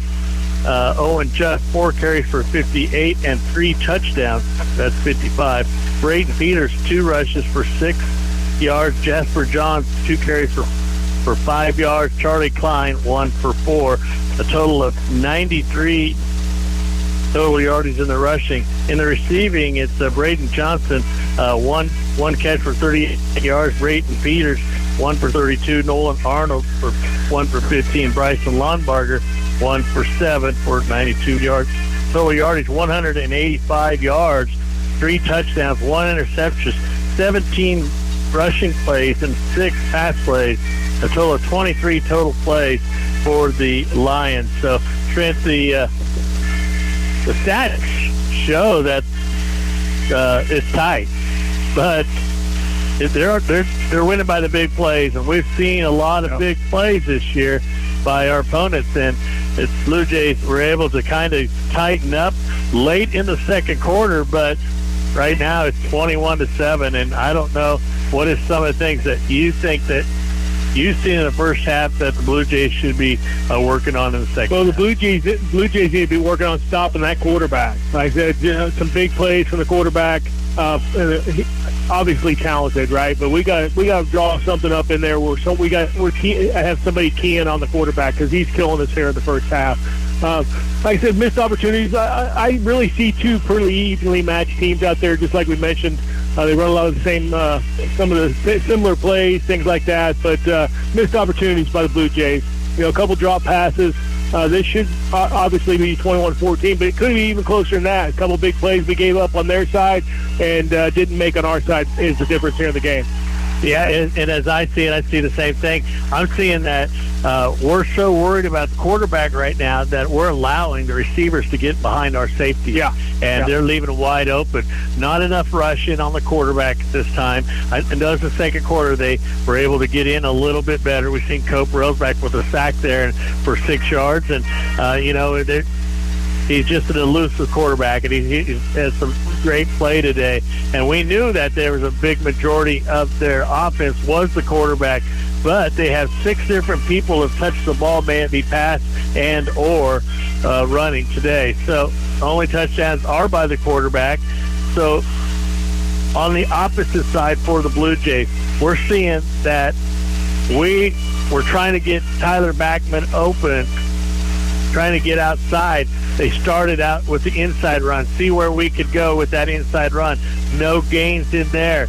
We start throwing it little screen passes, and we're getting a little ways. Going downfield a little bit, and then we're putting Tyler now, instead of a running back, he is now in the slot. The slot will be going across the middle. He might go down on the short fly pattern. He might go to the sidelines, a 5 and out. And up, 5 up and out. And so, the thing is that we're using Tyler in a different way. We're showing progress with it, but then also we can't stray away from that fullback run. Ashton Katz is coming in doing his job of running off the left tackle and maybe off the right every once in a while, but we need all those combinations to tick at the same time. Yeah, you're exactly right. We did, Backman kind of came to life in the second quarter, but I thought Katz did too. He played a phenomenal half. Blocking could have been a little bit better up front. Jared Fonseca with some tough runs. Seeing Clark in there as well at the running back position. Like I said, they're bringing Tyler out, so someone has to fill that spot there. So I thought Jared Fonseca had some really good runs, but we need a little bit better push up front, maybe some better protection there for Katz. But Katz really, like I said, making things happen there from the quarterback position with his feet as well. You can see his talent was on display here tonight. Well, one thing is, and I'm not going to dog on the quarterback. We can't sit in the pocket and we have to roll left, roll right, because right now we're allowing their linebackers to blitz on us, and they're putting pressure on the quarterback. Now, if they're doing that, why we have something that we could go across the middle? So I'm hoping that they're seeing that and making a call play there. So. Yeah, he like you said it exactly, Vic. He can't drop back. He's going to have to roll to his left or his right, because the play here at the end of the game, he dropped back, had pressure in his face instantly, and was sacked on that play. So just an unfortunate series of events here to end that first half. Drop passes, like I said, center quarterback exchange fumble, and then, like I said, pressure on the quarterback there. So some missed opportunities for the Blue Jays, but we still have a little bit of momentum going into halftime. Obviously, Blue Jays do kick to the Lions to start here in the second half, but we need to carry over some of that momentum, some of those positive plays, and I think we can get right back in this game. Do you have any updates from area teams? Yes, I do. I do have some area team updates here. It's going to be 27-14. Phillipsburg's going to lead. I think that's Plainville or Beloit at half, and then Smith Center is up over Plainville 12-8. Yeah, and we're seeing Beloit, a powerhouse, ranked high at the start of the season, and they're taking some tough losses. Of course, the game isn't over there yet. Right. Phillipsburg had a tough loss last week also, and they're very strong, and we're seeing a very strong Minneapolis team here today too. So we'll try to keep you updated on area teams as soon as they come in. But we hope that you're enjoying this broadcast here on Classic Hits 106.7 KQNK. Everything just seems to be working great. I don't know, we've had one of these for a little while. Right, it's been a while. Yeah. We're about 5 minutes from the second half kickoff. We're going to send it backstage and hear a few words from our sponsors. Actually, what I'm going to do is I'm going to tell you who our sponsors are right away. Fit to Go, Solutions North Bank, United Northwest Federal Credit Union, Mapes and Miller, Ingalls Sales and Service, Amby Home and Amby Home Acres, Cowpoke, Pizza Hut, Swing Street, First State Bank, Crafted Caffeine, Mid-American Bank, Porter Ranch Beef, New Age Industrial, Bailey Ag Solutions, Bumps Auto Body, Roy Sales and Service, Moffitt Drug, Equity Bank, Farm Bureau Financial, Iron Insurance, Norton Auto Supply, Sonic of Norton, Full Family Eye Care, Norton County Hospital and Clinic, Mad Duck Construction, Clydesdale Agronomy, Dr. Shirk, Next Tech, Natoma Manufacturing, Boxer Insurance, Jamboree, Norton Sports Center, Bow Creek Ranch, Lenora Farmers Market. I'd like to thank those sponsors bringing you coverage of Blue Jay sports throughout the year. So, again, we hope that you are enjoying Classic Hits 106.7 Facebook Live and 102.5 Superstar Country. Create new memories on your adventures with Visa CU Money reloadable prepaid cards at United Northwest Federal Credit Union. When you're ready for your next adventure, keep it going smoothly with our convenient app to manage your money wherever you are. CU Money cards are compatible with mobile wallets, secure, and funds are quick and simple to access. Get your Visa CU Money reloadable prepaid card today at United Northwest Federal Credit Union, where everything we do for you. NCUA insured. If you're hearing a little strange noise from your vehicle, it's time that you give your car some TLC. At Ingalls Sales and Service, they have a great selection of parts and accessories, and their expert mechanics will help you with your car maintenance and repairs. So swing by Ingalls Sales and Service, where your car deserves the best, and they've got it for you. Drive in, drive out, and drive happy with Ingalls Sales and Service, your best car's friend. Visit them today at 209 West Lincoln in Norton. Are you ready to build your dream project and equip your home with the latest appliances? At Cowpoke Supply, they offer a wide variety of high-quality lumber, from sturdy hardwoods to durable softwoods, ensuring your project is built to last. Cowpoke's appliance department features top-of-the-line household appliances from trusted brands. Whether you're upgrading your kitchen or refreshing your laundry room, they have it all. Visit them today on East Highway 36 in Norton. Cowpoke Supply, where your dreams take shape and your home comes to life. Are you tired of IT problems that never get solved? Well, no matter the size of customer, everybody hates IT problems. You want to focus on growing your business and taking care of the kids, of course. Stop worrying about viruses, security, data backups, and just trying to keep up with all the changes. Hopalong IT has a solution to keep your IT environment stress-free and make you the hero in the social circle. Hopalong IT Services, making computer work for you. Contact them today, 785-877-7001 for local professional IT support and peace of mind. Looking for a new home, land, or farm loan? At Mid-America Bank, real estate lending is what they do best. Their experienced lenders are here to guide you with fast, local decisions and personal service every step of the way. And now, they're growing right along with you. Mid-America Bank's new Norton location is opening soon. That means even more convenience, hometown service, and expertise right where you need it. Mid-America Bank of Norton, your loan, your community, your future. Let Bumps Auto Body help you take pride in your ride. Robert has years of experience and can go to work for you. If you're looking at a complete restoration or help with collision repairs, Robert can restore all makes and models of vehicles. Bumps Auto Body does glass work, fiberglass repair, and paintless dent repair. Let Bumps Auto Body help you take pride in your ride. Call for an estimate, 877-3977, or stop in West Highway 36 right behind Jacobs Auto Sales. At New Age Industrial, we take great pride in our aluminum products by designing and manufacturing cutting-edge equipment for a variety of industries while maintaining the highest level of customer service. We're a global aluminum extruder and fabricator and one of the area's largest employers. Not only do we take great pride in our products, but we're also proud supporters of the area's students and athletes. We'll be cheering them on all season long. To learn more, visit us online at newageindustrial.com. Car trouble? Don't let a breakdown ruin your day. At Roy Sales and Service, they keep your vehicle running smoothly. From oil changes to engine repair, their expert technicians have you covered. With fast, reliable service and affordable prices, Roy Sales and Service is your one-stop shop for all things auto. Plus, with decades of experience, you can trust Roy to get it right the first time. Drive with confidence. Visit Roy Sales and Service today and let them keep you on the road. Roy Sales and Service, where quality meets convenience, located on East Highway 36 in Norton. Yep, it's that time of year again. As the seasons change, so does your health and wellness needs. At Moffitt Drug, they've got you covered from head to toe. If you're feeling under the weather, no worries. The friendly pharmacists are there to help you find the perfect remedies for those pesky fall colds and allergies. And don't forget to get your flu shots and essential vitamins to stay in tip-top shape all season long.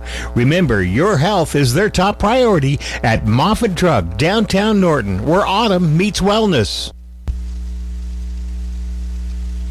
Welcome back to Minneapolis, Kansas. Big Millen, Trent Alexander, Nish Millen.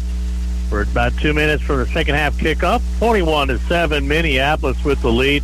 Blue Jays got down into the red zone, wasn't able to punch it in with just seconds left on the game. And ended up with Minneapolis throwing the ball downfield and an interception by Weigel, but not a lot of highlights on the Blue Jays side.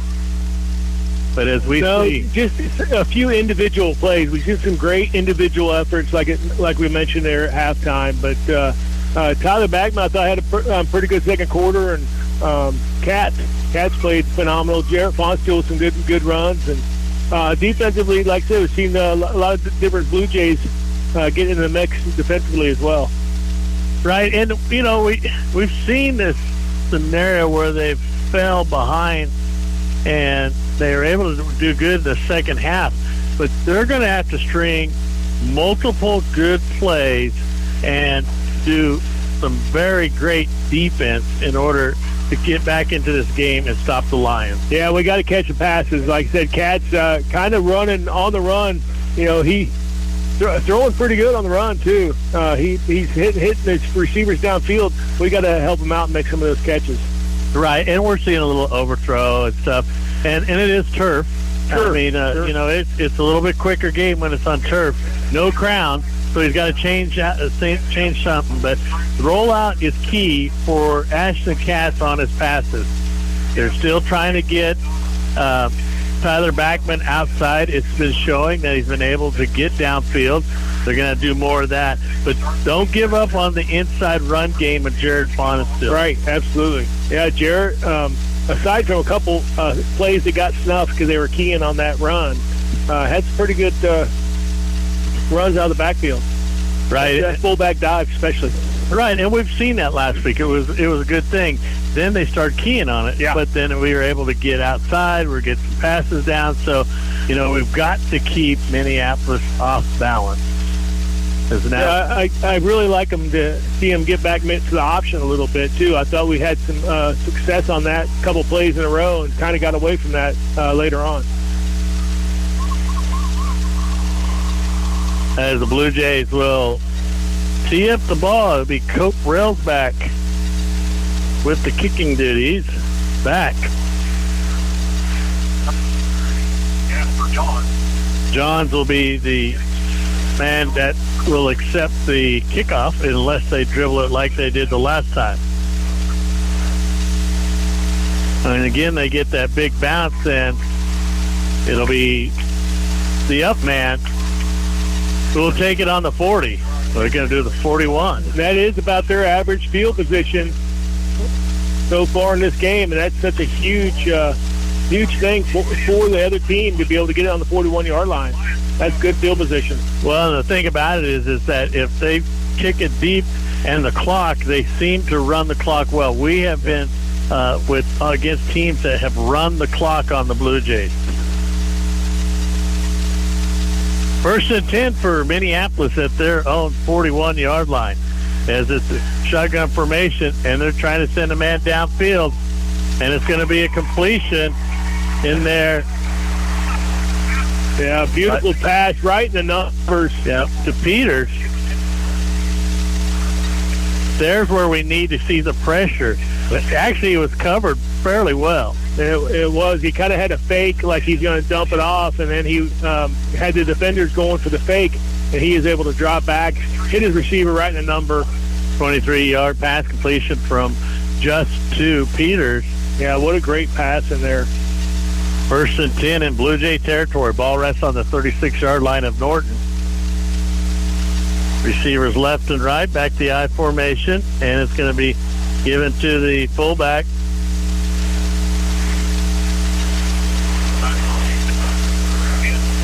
Brought down by Jarrett Fonsteel of the Blue Jays. We've seen a pass and a fullback dive just now. So they're not really figuring out which one they want to do yet, obviously.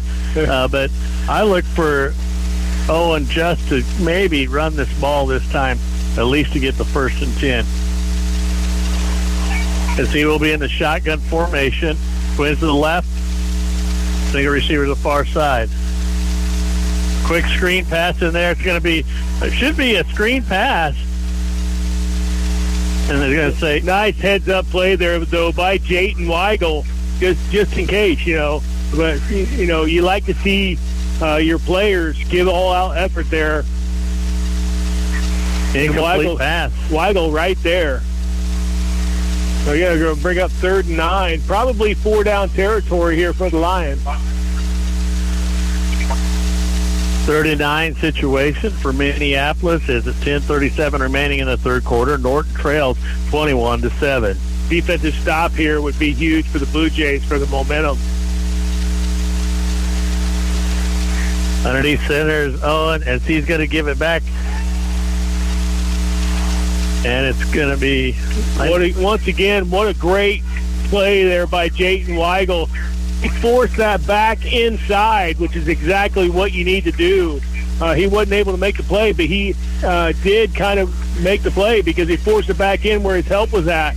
So, perfect defense there by Weigel. Lonbarger on the carry there. Gain of 3 on the carry now makes it 4th and 6.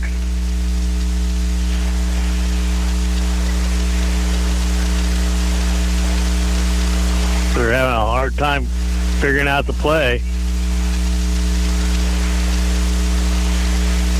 So maybe a little razzle-dazzle because they were going to the playbook. Absolutely could be. Twins to the far side, and they're looking off to the right as he's being pressured. And there's going to be a flag on the play. And they needed it, too, because they go to go. Oh, they called it. Yeah, they caught a complete pass. Yeah, that pass would have been for a 1st down, too. Holding. As we see, number 21, Walters coming in off the right side, chasing. He was moving, too. Yeah, he was. He had to go clear across the field. And that'll set it back as they... Yeah, Walters was showing some good wheels, but he was coming clear from this side, clear to the other side, and couldn't quite get there before he released the ball.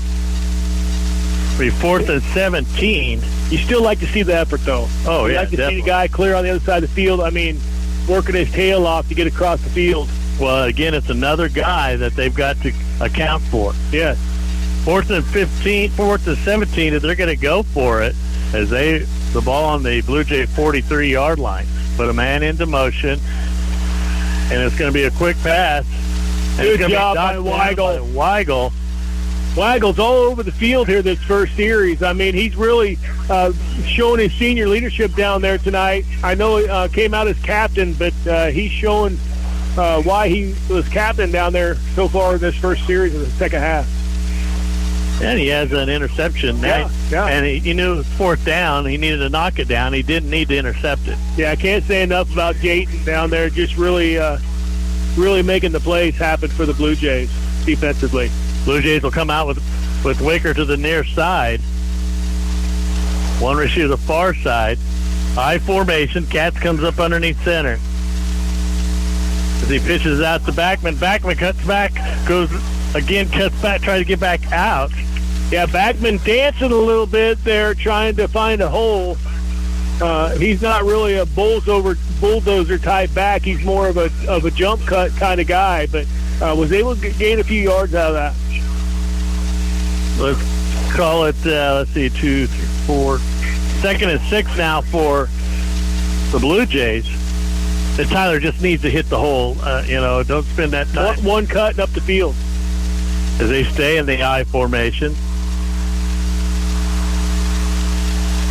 And it's going to give to Backman. Backman cutting up, still goes on his feet. He'll have enough for a 1st and 10. That was more up the field right there, Fig. That's what I love to see out of Tyler Backman. He just kind of made one cut, and then he shot up field. Kept his feet moving. And yeah, absolutely. Love to see that out of your senior running back for the Blue Jays. 1st and 10 for the Blue Jays at the Minneapolis 45-yard line. All right, that's what I'm liking to see is the Blue Jays hustling to the line of scrimmage. They've kind of been in a ho-hum situation the last couple games, and now they see the urgency. And Backman will maybe lose a yard on that play. Really nice penetration. Once again, I think they got to where they started keying on Backman there. They probably have certain play calls when Tyler's in the backfield, and they had a stunt called for Backman. Pressure right on him as soon as they handed him the ball. As Owen Clark will come in for Backman. Backman has to get a equipment issue. Yeah, equipment issue. Yes. 2nd and 11 now for the Blue Jays. Staying in the eye. Cat fumbles the ball. Oh, wow! It shot further back to him. Cat didn't fumble the ball. No. It was Clark fumbling the ball, and it fell right back to Cat. Defender had it, jumped on it, and it squirted right back to Cat. So the only problem is we lost quite a few yards on that. So we're going to maintain possession, but it's going to be 3rd and really long here. 3rd and 16 for the Blue Jays. 7:19 remaining here in the 3rd quarter. Norton trails 21-7. Had a nice little series of runs here until that 1-yard loss, and now the fumble. 3rd and 16. Shotgun formation for the Blue Jays. Cat's looking for the screen, and it's completed in there to Bonesteel. Shoestring tackle, the only gain of 1. Yeah, that was a good play call, too, because they were sitting in the house there on Cats. Cats really showing composure under pressure there. Got a nice pass over to Bonesteel. I thought that was going to be a big play. It looked, had the potential of a big play if it wasn't for that shoestring tackle, like you said. Cats back to punt for the Blue Jays. Just back for the Lions as he stands on his 20-yard line. And there's a nice long kick that they're going to let it go over his head. It's going to take a Blue Jay bounce. No, it's going to take a Minneapolis bounce. Well, at least they didn't go in the end zone. Right. Yeah, I thought I could have bounced into the end zone. And, this will be their worst field. Yeah, absolutely. Like I said, I thought it was going to continue to go forward and bounce into the end zone. I'm sure that's what the Lions were hoping, but it was able to bounce back.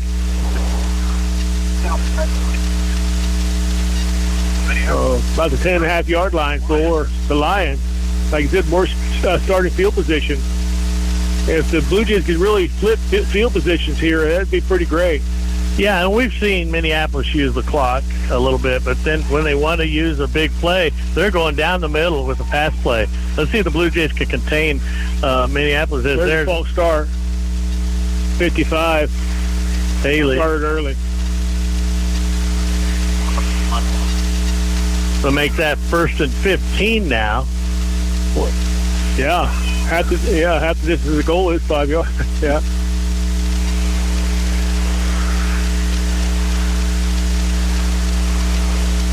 Well, they're only... Yeah, that's better. There, yeah. So they're only going to give them 4.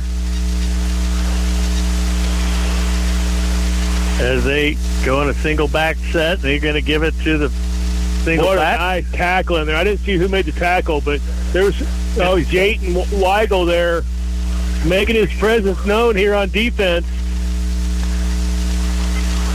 Once again, Jayton's flying in there and making that tackle for really no gain. Maybe a half yard, but what a nice play in there by Jayton. It's going to be now 2nd and 14. And it's going to be the quarterback as he's only going to get back up to the 10. So it looks like a gain of 4 on that play. So now it'll be 4th and 10 for the Lions. Oh, 3rd down. Okay. Yeah. They had moved it as they were walking, I guess. Hudson Walter in there for the Blue Jays with helping with that stop. A couple other Blue Jays, I didn't quite get the number in there, but Hudson showing that max effort down there once again. Look for the pass play, 3rd and 10 for Minneapolis as they come out in the shotgun. And it's going to be a man all by himself. Yeah, he'll have enough for a 1st and 10. That was all offensive line there. He gave they gave that quarterback a clean pocket and plenty of time back there. We had zero pressure on the quarterback. He was able to stand back there and find the open receiver. That's really unfortunate, too, because the Blue Jays with some nice defensive stops there to bring up 3rd and long. 1st and 10 for Minneapolis at their own 25-yard line. 4:42 left in the 3rd quarter. 21-7 is our score. Minneapolis scored early. And Blue Jays scored in the 2nd quarter as they put a man into motion. And he goes right to left, and he's getting pursued. And he's going to be brought down. That's going to be Katz over there. But it's forcing him out of bounds or to the sideline. That's going to be loss of yard, isn't it? Oh, go 2 yards. 2 yards, yeah. Great call. Actually, Katz come flying over there. Well, he was being pursued in there. Yeah, he was. I don't know if that was Owen Clark coming in there and kind of pushing him back, keeping him from turning up. He was spreading him out to the sidelines where Katz came flying in there like a missile. 2nd and 13 now for Minneapolis as they come back underneath center. Fullback gets the ball this time as he bulldozes through. That's going to be Peters. He's been burning him passing and playing as a fullback. He's been getting some nice yardage too. Looked like a gain of 8 on the play.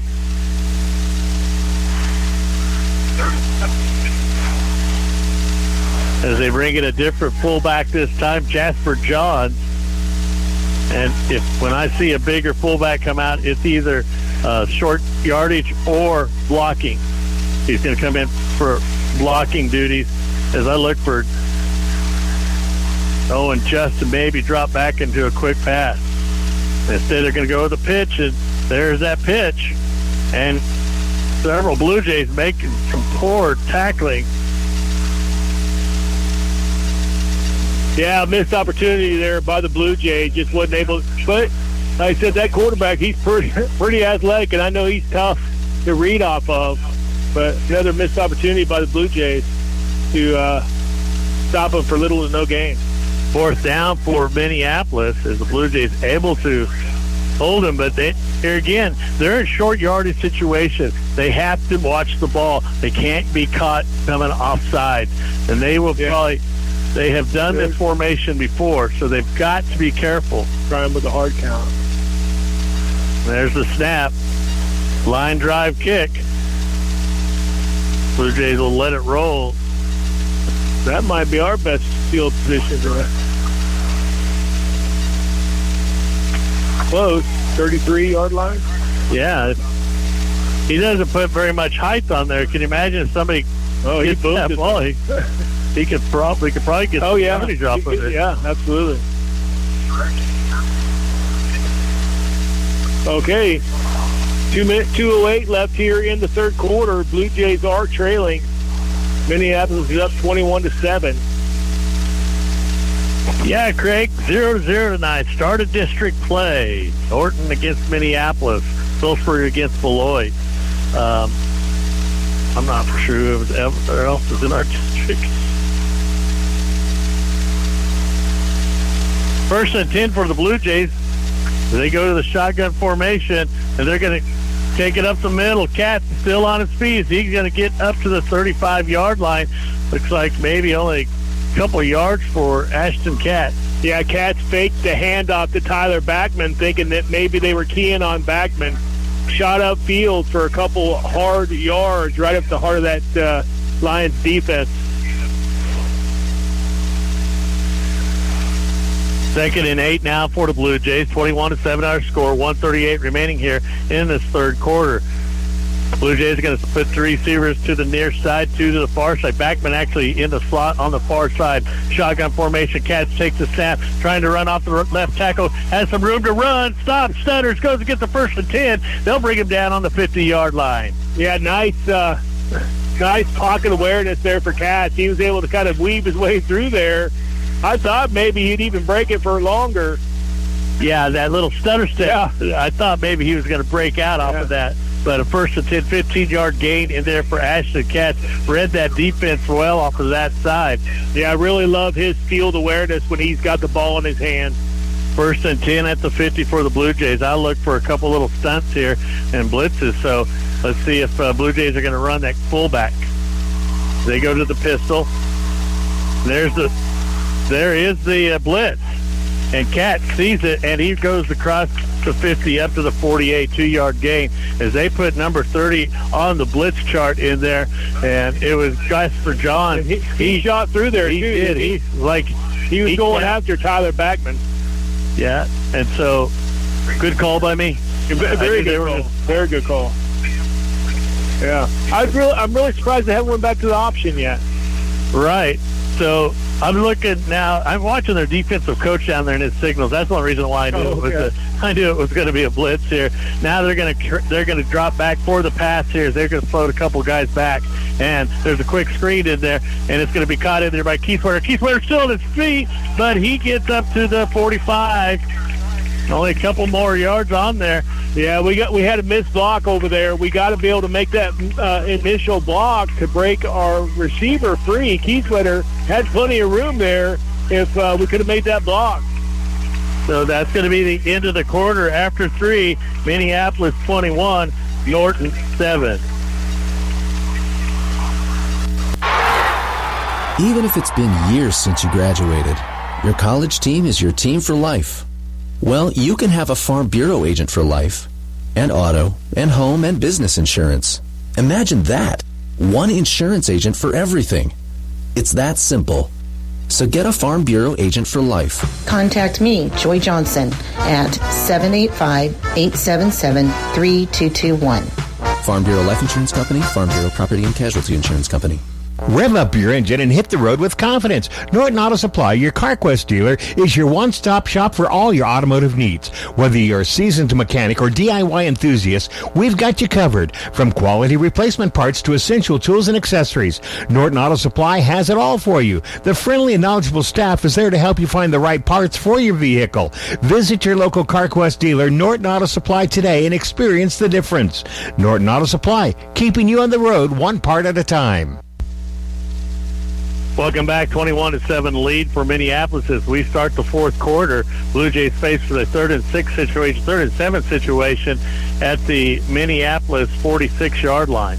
Ball on the far hash as the Blue Jays come back out. They're going to send Tyler Backman to the near side, most likely in the slot as the slot receiver. Keith Wetter will go back to the huddle to get his assignment, but he will also be split out as they're going to put trips to the near side here with Hudson Wicker, Caleb Keithwetter, and then we have Tyler Backman in the slot to the near side. Shotgun formation for the Blue Jays.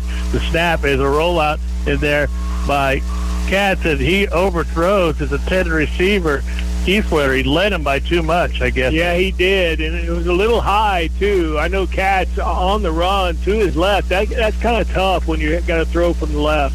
Your body's got to put your body in a different position there. So tough play in there by Katz. I'm kind of surprised it might not be. I'm kind of surprised they're not going for it here, but they're hoping to pin them deep again, let their defense work. I do have a score update. Smith Center's leading Plainville 18-16. Phillipsburg is leading Beloit 33-20. Katz back to punt for the Blue Jays. Just back standing on the 13-yard line of Minneapolis. We got motion on the far side. Legal procedure, Blue Jays.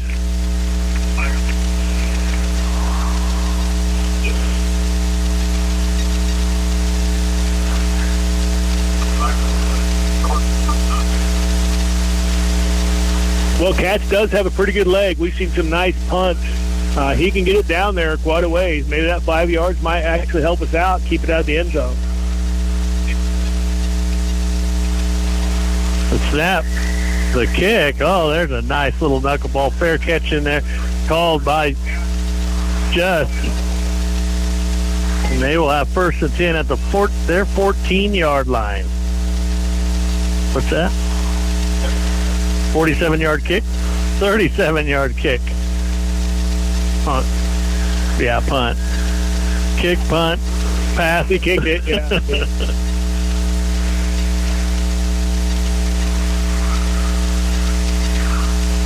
Now, this is where Minneapolis will feel comfortable on just running plays and to probably run some clock down. Yeah, I wouldn't be surprised. But they can lull Blue Jays to sleep and knock one downfield, too. So you got to keep your eyes open for that as well. Heavy side of the field is the near side, as they're going to give it to the fullback. Fullback will be hit immediately, maybe one on the play. Yeah, swallowed up in there by Callahan.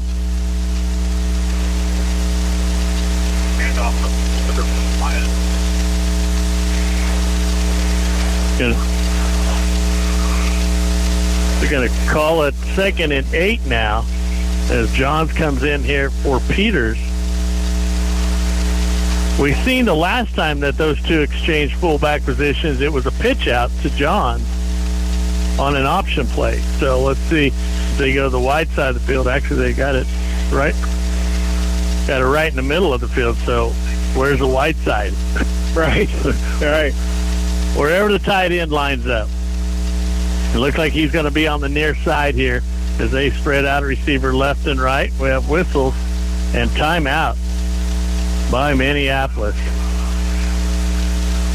And I think they're trying to do a play or two that they're not normally used to.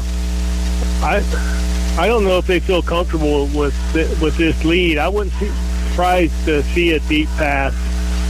Kind of run up the middle, and then a deep pass. Well, the Blue Jays, they've been in games like this. It just has to be the defensive stop. They can't allow them to be going out of bounds, or letting them run down the middle of the field and stuff to keep that clock running. Exactly. But they're going to have to tighten it up a little bit. You're going to have to get the offense to punch it in and, go from there. Just so much pressure on them in the fourth quarter. There's a 10:52 left in the ball game. And our score 21-7 Minneapolis.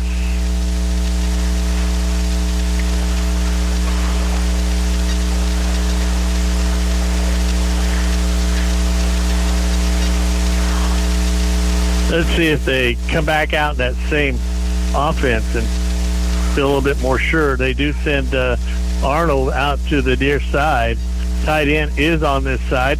I look for maybe a sweep of some sort with the quarterback.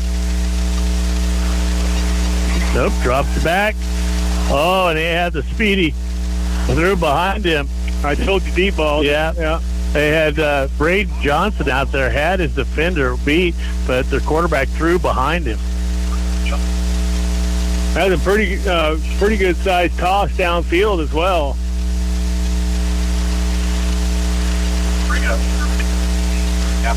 Third and 8, and they will probably try to go to a fairly safe 8-yard run here.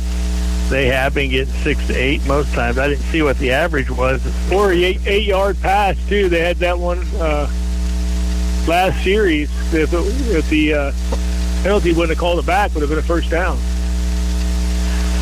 As they put trips to the near side, and it's a roll out to the right. There's a man downfield, and his quarterback's being pursued, and it's going to be an incomplete pass. Yeah, Ashton Katz in there on the coverage. He's going to call it a pass. No way. That's why he didn't blow the whistle. He picked it off the ground. Oh, he did. Surely they're going to talk about it. They're surely going to talk about that. They're going to keep that. They're going to keep it, or they can't make that decision. Oh, wow. That's going to be dreadful. They better bring the other guy in. Surely one of the four seen him grab that off of the ground. I know we got a pretty good vantage point up here in the booth, but they're going to keep it first and 10. What a big break there for the Lions. Even the guy that picked it up wasn't for sure to run or even try. He just stood there. Yeah.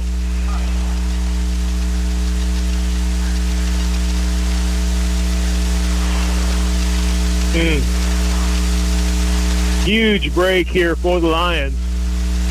So they'll go from a 4th and 8 to a first down at the 45-yard line or 46-yard line.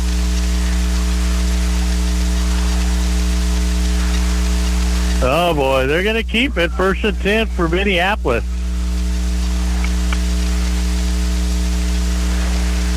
And it's going to be a quarterback keeper, and he's hit hard in there by Wyatt. Yeah, Wyatt. Rick Wyatt just smashed him when he came on that side. Maybe that was the turning point where that might be. Light the fire under the Blue Jays. Absolutely. It should. They got gypped on that call. 2nd and 10 now. Not only that, but it's eating up precious time as well, where the Blue Jays could be getting the ball back.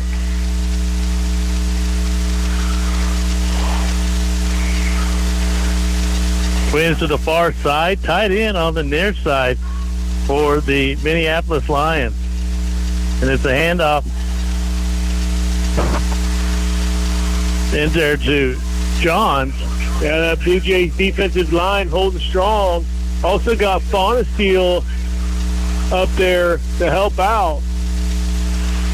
Walter's in there on that tackle also. Walter's been having his nose in that defensive side most of the night.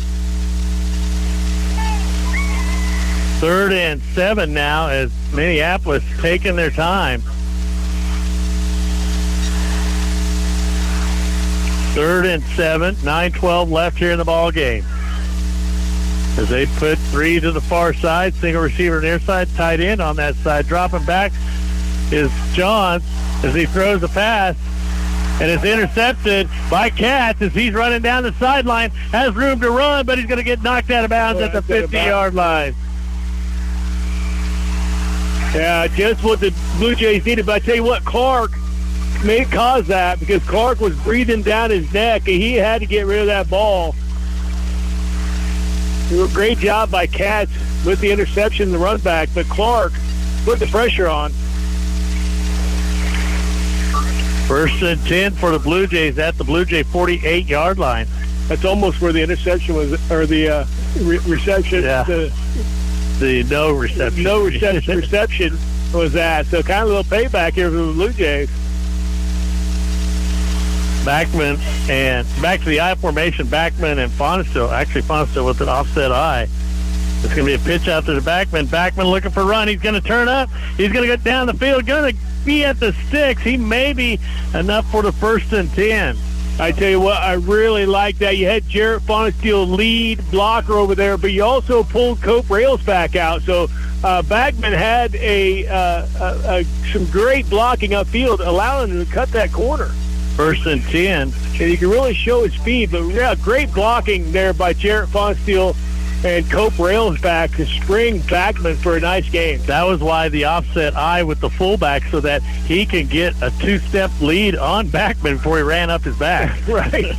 1st and 10 for the Blue Jays in Lions territory.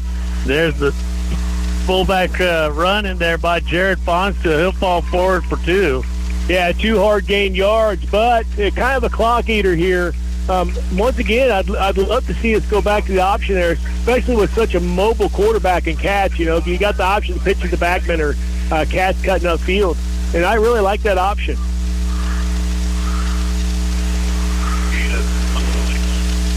But with 8 minutes left here, we're down by 2 scores. We're going to have to try to move this ball up the field. They are running up to the huddle, which I like to see. 2nd and 8 now for the Blue Jays. 8:09 left here in the ball game. I formation. Katz comes up underneath center. They show blitz. Katz is going to keep the ball. He fakes a pitch to him. Yeah, he just lost yardage when he did that. He should just try to fall forward. Yeah, very unfortunate. But the Lions defense put that up front. Those linemen up front put so much pressure and pushed that pocket back. Katz couldn't even pitch the ball, so he couldn't get it out of the pocket. He couldn't pitch the ball. So we got to do a little bit better up front, get some of that push. I know it's tough with that defense coming in on you, but if you see the blitz coming in like that, just drive forward. Exactly. You got to drive with all your might. Lacking some opportunity there. pistol formation, and there's the snap, and there's a pitch out in there to Backman. Backman goes across the line of scrimmage. Looks like I thought I seen a flag fly out. There is a flag on the play, and it's going to be on the line, so it's going to be a hold most likely on the Blue Jays.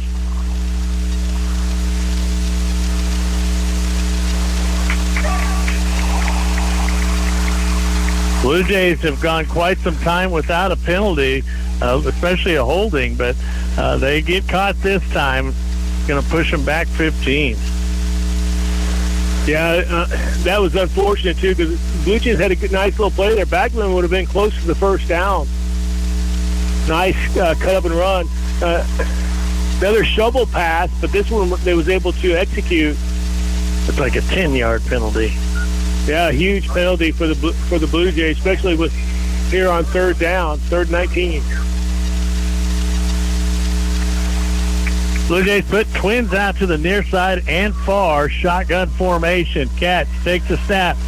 Looking downfield. Doesn't have a man open, but he throws for Weigel, and it's nearly intercepted. Yeah, Weigel was double cover. Had a man up over top and up in front, which almost intercepted the pass. But Katz not a lot of opportunity back there. He had to get rid of the ball. Yeah, and Ash is going to have to read that defense a little bit better. If he has guys in his face, he's going to have to make it maybe his not necessarily stand in the back of the pocket like that. Yeah. He's going to have to move left or right. Yeah, he's going to have to get on the move here because line's not giving him an opportunity to wear a clean pocket.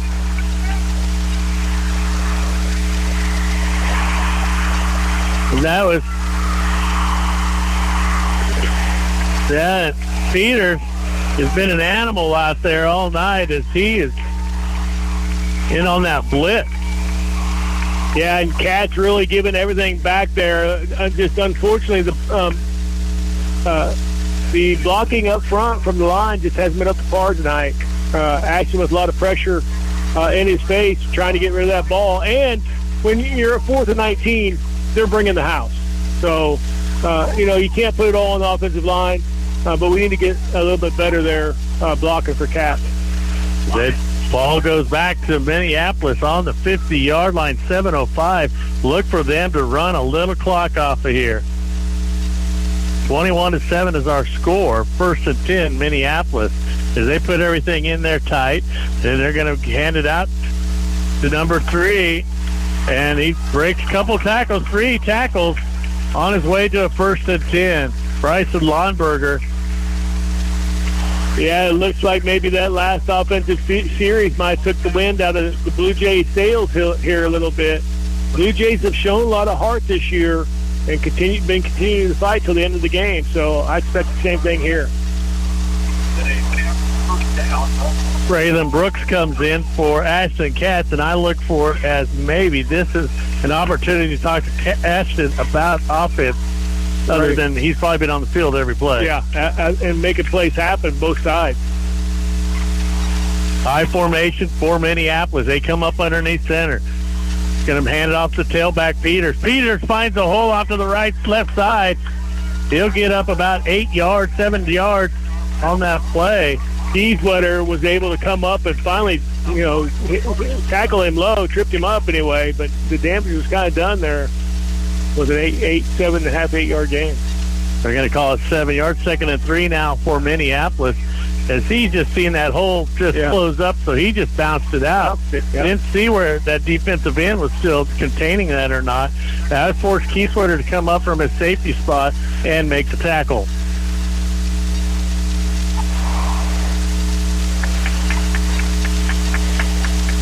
Second and 3 for Minneapolis. 5:45 left here in the ball game. 21-7 is going to be just with the ball as he spins out of a tackle, gets the 1st and 10, falls up to the 25-yard line of the Blue Jays. Clydesdale in there on the tackle, but after the first down was gained. As they bring in Brayton Peters again. He's been the man of the hour for the Lions. He's done it both for offense and defense. First and 10 from the Blue Jay 25-yard line, Minneapolis, as they take their time to get up to the line of scrimmage. 5:15 remaining in the ball game, 21-7, as they'll try to spread out the Blue Jay defense. The Blue Jays go with the 3-man front, now makes it a 4-man front, puts the man into motion. That's Johnson as he goes right to left. Blue Jays are going to go offside. Blue Jays are saying it's going to be a legal procedure against Minneapolis. Garrett Fonsfield was actually down in his three-point stance from his linebacker position. He seen that move on the offensive line, and he actually jumped across, so he pointed it out right away. 5-yard penalty. Makes it first and 15 now from the 30 of the Blue Jays. 4:54 left in the ball game. Underneath center is Just. And it's going to be the fullback, I believe. It's going to be Short. Well, that's the original line. Original line. Yeah, so it's going to be a second 11, third and 11? Third and 13, third 2, 12. Yeah, 12.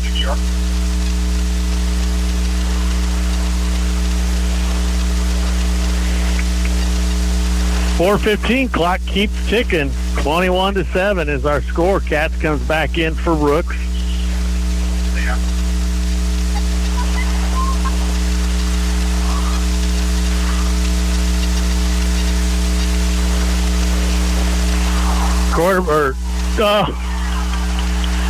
Missed tackles again. Cats back in there on defense. Made the tackle. Lombarger in there. 55 pounds on the tackle.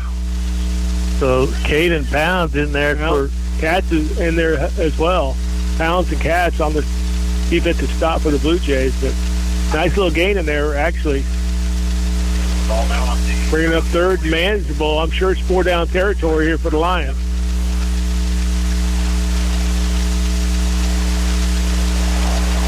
Third and 7 now for Minneapolis as they go to the shotgun formation.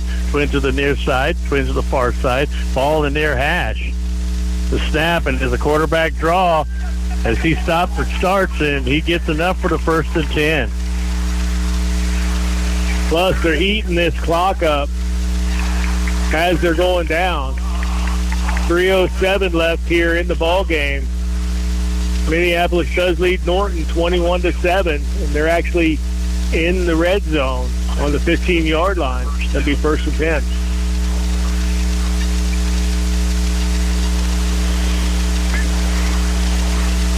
Lonberger coming back in as they take their time now. Tied in, line up on the left side. I formation for the Blue Jays, twins, or for the Lions.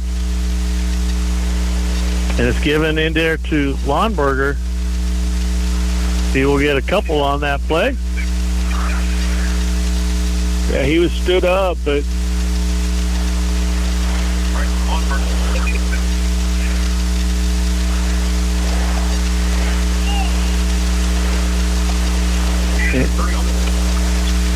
Johns back in, Jasper Johns, because they've just been trading off running backs or fullbacks. Just running this clock down to 2:05. 21-7, Minneapolis. As there's only one guy really covering the far side. And it's going to be a pitch out to the right side. And it's going to be Lonbarger.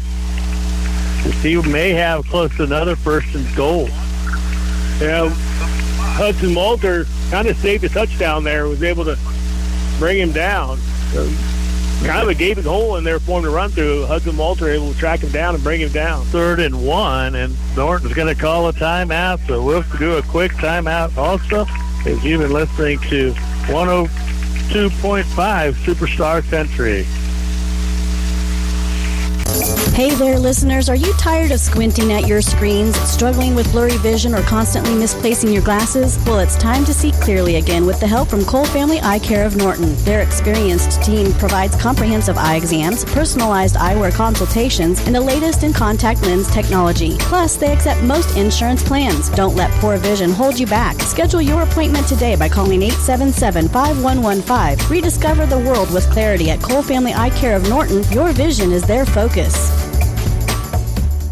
Mad Duck Construction can turn your construction dreams into reality. With years of experience and a team of skilled professionals, Mad Duck Construction is your trusted partner for all your construction needs. From home renovations and additions to commercial construction projects, they've got you covered, specializing in quality craftsmanship, on-time delivery, and competitive pricing. At Mad Duck Construction, they're committed to making your vision a reality. Call today, 316-680-3292 to discuss your project. Don't wait. Let Mad Duck Construction make your dreams take flight. Everyone has a big to-do list nowadays. With a busy schedule, it's easy to forget about yourself. Don't neglect your dental health. Schedule a quick and easy dental checkup with Dr. Shirk. They're open Monday through Thursdays, 8:30 to 5. Call and set up an appointment today at 785-877-2821 or stop in at 205 South Kansas in Norton. Dr. Shirk and his staff are ready to get your smile looking its best. Welcome back to Minneapolis as we just come out of the timeout, and Minneapolis lines up and they decide that they want to take a timeout. 1:38 remaining in the ball game. Minneapolis 21, Norton 7. Ball resting on the Norton 6-yard line. And they need 1 yard for another 1st and 10. Kind of surprised there to see back-to-back timeouts with 1:38 left to go here in the ball game. They must have thought they paid for the timeout, so they thought they better take one. Yeah, right. Norton with 2 timeouts. Minneapolis with 1 left.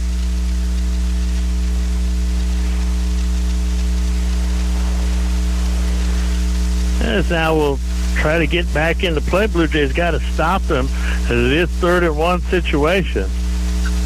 The Blue Jays try to go line up man-to-man. And it's going to be the quarterback draw as he gets into the end zone. Just bulldozed his way into the end zone. He did kind of know where the end zone was at. I think that's what his 4th or... That's his 4th touchdown. Touchdown tonight, yeah. So all 4 touchdowns made by the quarterback for the Lions.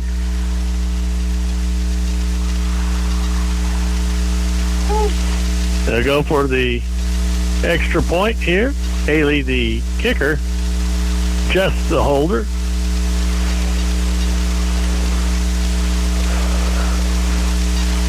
Oh, Blue Jays are getting better. Better almost had that one. He was coming across.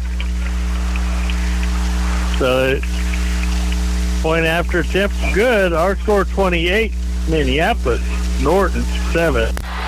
They say defense wins championships, and in business, it's no different. With cyber threats and data interceptions, you need a solid tech lineup that defends your business every day. At NextTech, we provide technology solutions that keep your operations locked down. Call NextTech, your business technology defense, at 800-588-6649 or visit next-tech.com/cybersecure. NextTech, local, trusted, reliable. You want your bank to offer services that are easy to use and easy to understand. With Equity Bank, you have access to great banking services like online banking and bill pay, a free mobile app, Apple and Android Pay, and even mobile check deposit. Unlike other banks, Equity Bank won't hide fees and complicated services or disclosure language. Plus, customers put even more money in their pocket thanks to nationwide ATM access and no fees on your ATM transactions. Equity Bank, member FDIC. Welcome back. A 6-yard run in there by Just to make that his 4th touchdown of the evening. Extra point good. 28-7. 1:33 remaining here in this ball game. Back for the Blue Jays. Number 14, Tyler Backman. Number 13, Hudson Wicker.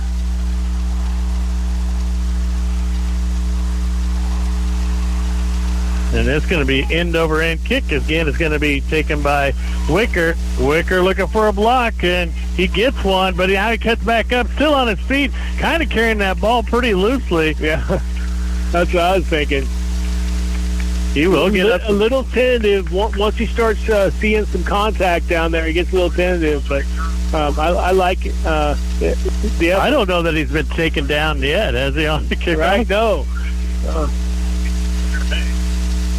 First and 10 for the Blue Jays at the Blue Jay 25-yard line. We'll put the ball on the far hash.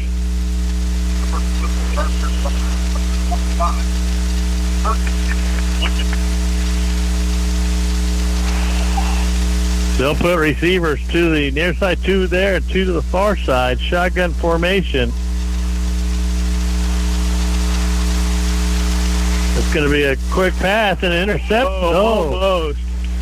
And the receiver was infield. He was slapped at the ball, so he was able to draw that ball loose from the defender.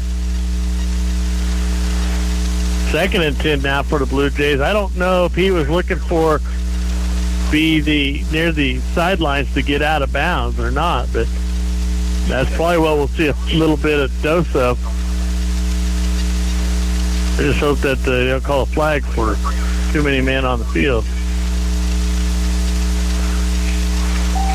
There's a screen pass in there to Bonesteel. Stiff arms one, gets down the field, gets a block, and he'll get up to the 40-yard line. Yeah, Bonesteel all right. He was kind of dead to rights back there and threw that old stiff arm out and able to get upfield. Yeah, nice run in there by Bonesteel. There's a hurry-up offense. They'll come up to the line of scrimmage. Minneapolis has been timing those snaps. A quick pass in there to Kieswetter. Kieswetter still on his feet as they drive him back down to the 4 games. About 1. They're going to say 2 on that. Yeah. Clock keeps ticking, under a minute now here for the Blue Jays. I think that should have stopped the clock. Boy, he gets that spike down there pretty fast, doesn't he? Fast and hard. Well, and they were shooting in there, too. So good thing this is turf, because it'd have been a divot in there on the grass. Now they'll probably take some pressure off of the defensive line as some of the bigger guys coming in. They'll go to a 3-man front, it looks like, and probably drop a couple of linebackers back because they know that the Blue Jays are going to have to get a 1st and 10 at the 50, and then if they want to get a touchdown, they will probably have to go deep. Braylon Brooks and Caleb Kieswetter on the far side. In the slot on the far side will be Backman. As they're going to put Hudson Wicker. Oh, get on your own side. There's the blitz. And Ashley Castle keeps the ball. He went the long way, but he got He got the first down. Ate up a little bit of clock. 30 seconds remaining here in the ball game as we'll see a heavy dose of blitzing. Blue Jays going to call their second timeout. Again, we hope that you enjoy the broadcast. I mean, it's hard to enjoy the broadcast, but we're just tickled pink that things are working fairly good here today. Yeah, we're keeping over 100 there on Facebook as well. I'm glad you're sticking with us.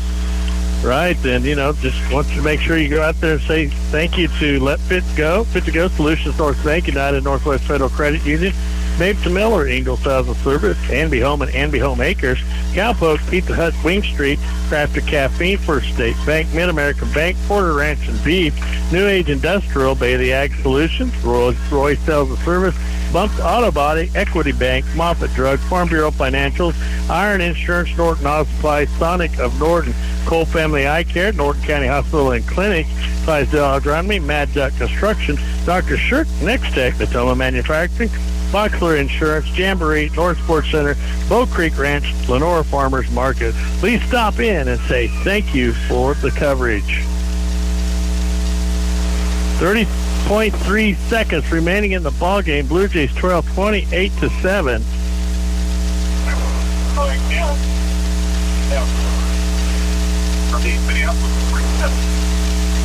Blue Jays will be in the shotgun formation, trips to the far side. Cats rolls out to the right. Downfield pass, and it's going to be intercepted. I don't know where that was coming from there, but yeah, kind of a desperation throw there, I think, out of Cats. They did a lot of coverage down there. Like I said, they were playing for the long ball. Kind of a free vent defense back there. So Cats just wanted to make something happen. Unfortunately, threw it into coverage. So interception, and that should probably do it for the Blue Jays. As 18 seconds remaining in the game, we will probably see 2 kneel downs here. Well, probably just 1 kneel down. First and 10.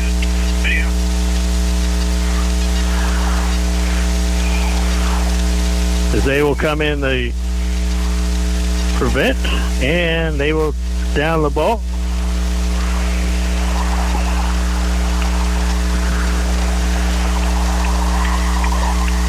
So that will be the ball game. Blue Jays fall to 0-4. Minneapolis will go 2-2. Blue Jays will host the Beloit Trojans next week, and then Minneapolis will go to Halstead to play down there. So Blue Jays 0-1 in district, 0-4 for the season. And Minneapolis goes 2-2 on the year. So we'll send it back to station, and when we come back, we will have Precision under pressure. That's what area students and athletes strive for every day. And Natoma Manufacturing Corporation strives to produce the highest quality products, along with great communication in their drive to achieve their goals. Natoma Manufacturing Corporation wishes the best for all of the area students and athletes this school year and wherever they are going in life. Good luck and have fun out there from Natoma Manufacturing Corporation, located on East Highway 36 in Norton. When life happens, Boxler Insurance will be there to help you get through it. This is David Davis from Boxler Insurance Agency. Be prepared for life's unexpected events with one of our many just-in-case insurance options. We not only assess your insurance needs and get you the policies that best meet those needs, we will also be there if you ever need to use those policies by assisting with submitting claims. Start to finish, we're there for you. Contact us at 785-877-5128 or stop by our office located at 108 North 1st in Norton. It's a fall savings sale at your Jamboree. On sale this week. Boneless pork loin roast, $1.98 a pound. Fresh whole chicken fryers, $1.48 a pound. California red or green seedless grapes, $1.98 a pound. 5-pound bag red or gold best choice potatoes, $2.48 each. Select varieties green giant canned vegetables, 5 for $5. And select varieties best choice condensed soups, just $1.98 each. Enjoy these savings and more this week at your Jamboree Foods with locations in Norton and Hill City. Beef has you covered. Stop in today for farm fresh beef cuts, hand-selected just for your family table. While you're there, don't miss the wide variety of Alma cheeses, perfect for any meal. Plus, stock up on their wide variety of pickled product, bursting with flavor you'll only find here. The best part? In-store specials happening every week. Take home more of what you love for less. That's Porter Ranch Beef, where freshness, flavor, and value meet. Come taste the difference today. Kawasaki's Ridge and Ridge XR family set the new off-road standard. Built for work and play, Ridge side-by-sides deliver versatile performance with a powerful 4-cylinder engine and premium interior features. And for even more trail-taming power, the Ridge XR family offers more horsepower and versatility for rugged work or advanced play. This is peak premium performance. See Norton Sports Center, West Highway 36 in Norton for more information. Hungry for a ranch-raised flavor you can trust? Come taste the difference at Bow Creek Ranch. They raise premium beef, pork, and even yak naturally and responsibly, so your family gets wholesome, delicious meats straight from their pastures to your plate. Whether you're firing up the grill, stocking the freezer, or planning a special meal, Bow Creek Ranch has the quality cuts you're craving. Bow Creek Ranch, beef, pork, and yak, ranch-raised, family-raised, and downright delicious. Visit their website, bowcreekranch.com today. Welcome back to Minneapolis, a 28-7 loss for the Blue Jays to Minneapolis Lions. As Minneapolis goes 2-2 on the year, 1-0 in district play. Blue Jays fall to 0-4 and 0-1 in district. So Blue Jays traveled this long way and had a lot of momentum from last week's game, but fell pretty short here as they had to fight a quarterback that scores 4 touchdowns. That's the only scoring they did for the day. So Blue Jays, again, losing 28-7. This is how the scoring went. 4:10 left in the first. It was Owen just with a 1-yard rush. Extra points good, making score 7-0. And the 2:05 left in the first. Again, it was just with a 55-yard run. Extra point is good, making it 14-0. With 7:59 left in the second quarter, it was just with a 2-yard rush. Extra point good, 21-0. But with 4:01 left in the second, Tyler Backman with a 2-yard rush for a touchdown. Extra point good, making our halftime score 21-7. In the fourth quarter, with 1:33 left in the ball game, again it was Owen Just with a 3-yard run. Extra point was good. Their final 28-7. Stats for the Norton Blue Jays: Ashton Katz 11 for 20, 47 yards and 1 interception for 47 yards in total yardage in the passing. The running, it was Ashton Katz 15 carries for 86 yards. Tyler Backman 12 carries for 85 yards and 1 touchdown. Jared Fonestill 7 carries for 16, and Owen Clark 3 carries for a -3 for 184 total yardage in rushing. Receiving, Tyler Backman had 5 catches for 22 yards. Caleb Keithworth 3 catches for 10 yards. Jared Fonestill 2 catches for 16. Jayden Weigel 1 for a -1. Infield and Wicker were targeted. Infield targeted twice, and Hudson Wicker 1. The total yardage for the Blue Jays tonight, 231 yards, 1 touchdown, 1 interception, 37 rushing plays, 20 passes, 57 total plays for the Blue Jays. For the Minneapolis Lions, it was Owen Just 7 for 14, 151 yards and 2 interceptions. Brayton Peterson 1 for 15 yards for 166 yards. Running the ball, it was Bryson Lonbarger 14 carries for 43 yards. Then it was Owen Just 9 carries for 86 yards and 4 touchdowns. Brayton Peters 6 carries for 20 yards. Jasper Johns 4 for 12. Klein with 1 for 4, and Braden Johnson 1 for -3. 162 yards total rushing for the Lions, and the total yardage for Minneapolis 328 yards, 4 touchdowns, 2 interceptions, 35 rushing plays, 15 passing, total number of 50 plays there for Minneapolis. And you know, we don't look too bad offensive with total yardage, but we have to get a lot of plays to the smaller numbers for Minneapolis. They've scored on 4 touchdowns, 4 small touchdowns, but it's the big plays that really killed the Blue Jays. Yeah, it was, and we got beat up in the trenches a little bit tonight. Had a lot of pressure on the quarterback. Missing blocking assignments look like up there as well. So, plus, we got Just was kind of a one-man wrecking crew down there with 4 touchdowns. No answer for him whatsoever. But you got to give it up to them because he's a heck of a talent and hard to stop. So, but kind of a one-man wrecking crew for Just tonight. We mentioned the Blue Jays 0-4 and 0-1 in districts, and they're going to take on a Beloit team that's been a little down this year, but they'd come back a little bit in the second half, and I think they've cut a couple touchdowns. The last score I got for them was 40-20, and then I think I got 34-16 Smith Center over Plainville, but 40-20 right now with Phillipsburg leading Beloit.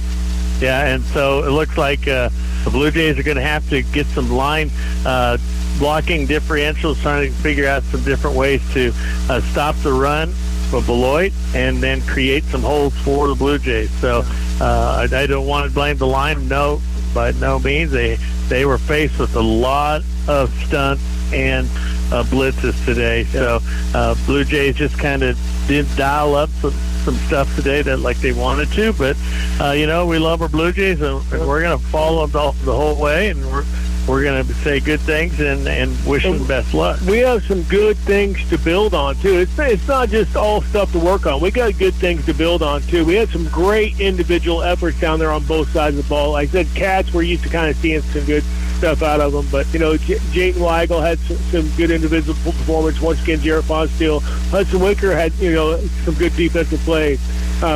Hudson Walter and Wicker, both those Hudsons in there making plays. So a lot of good individual efforts. Like I said, it's just stringing them together. We've had some issues stringing those together this season. One thing that we're seeing, I liking some of the play calling based off of we're mixing it up. We're doing some jet sweeps. We're doing some screens.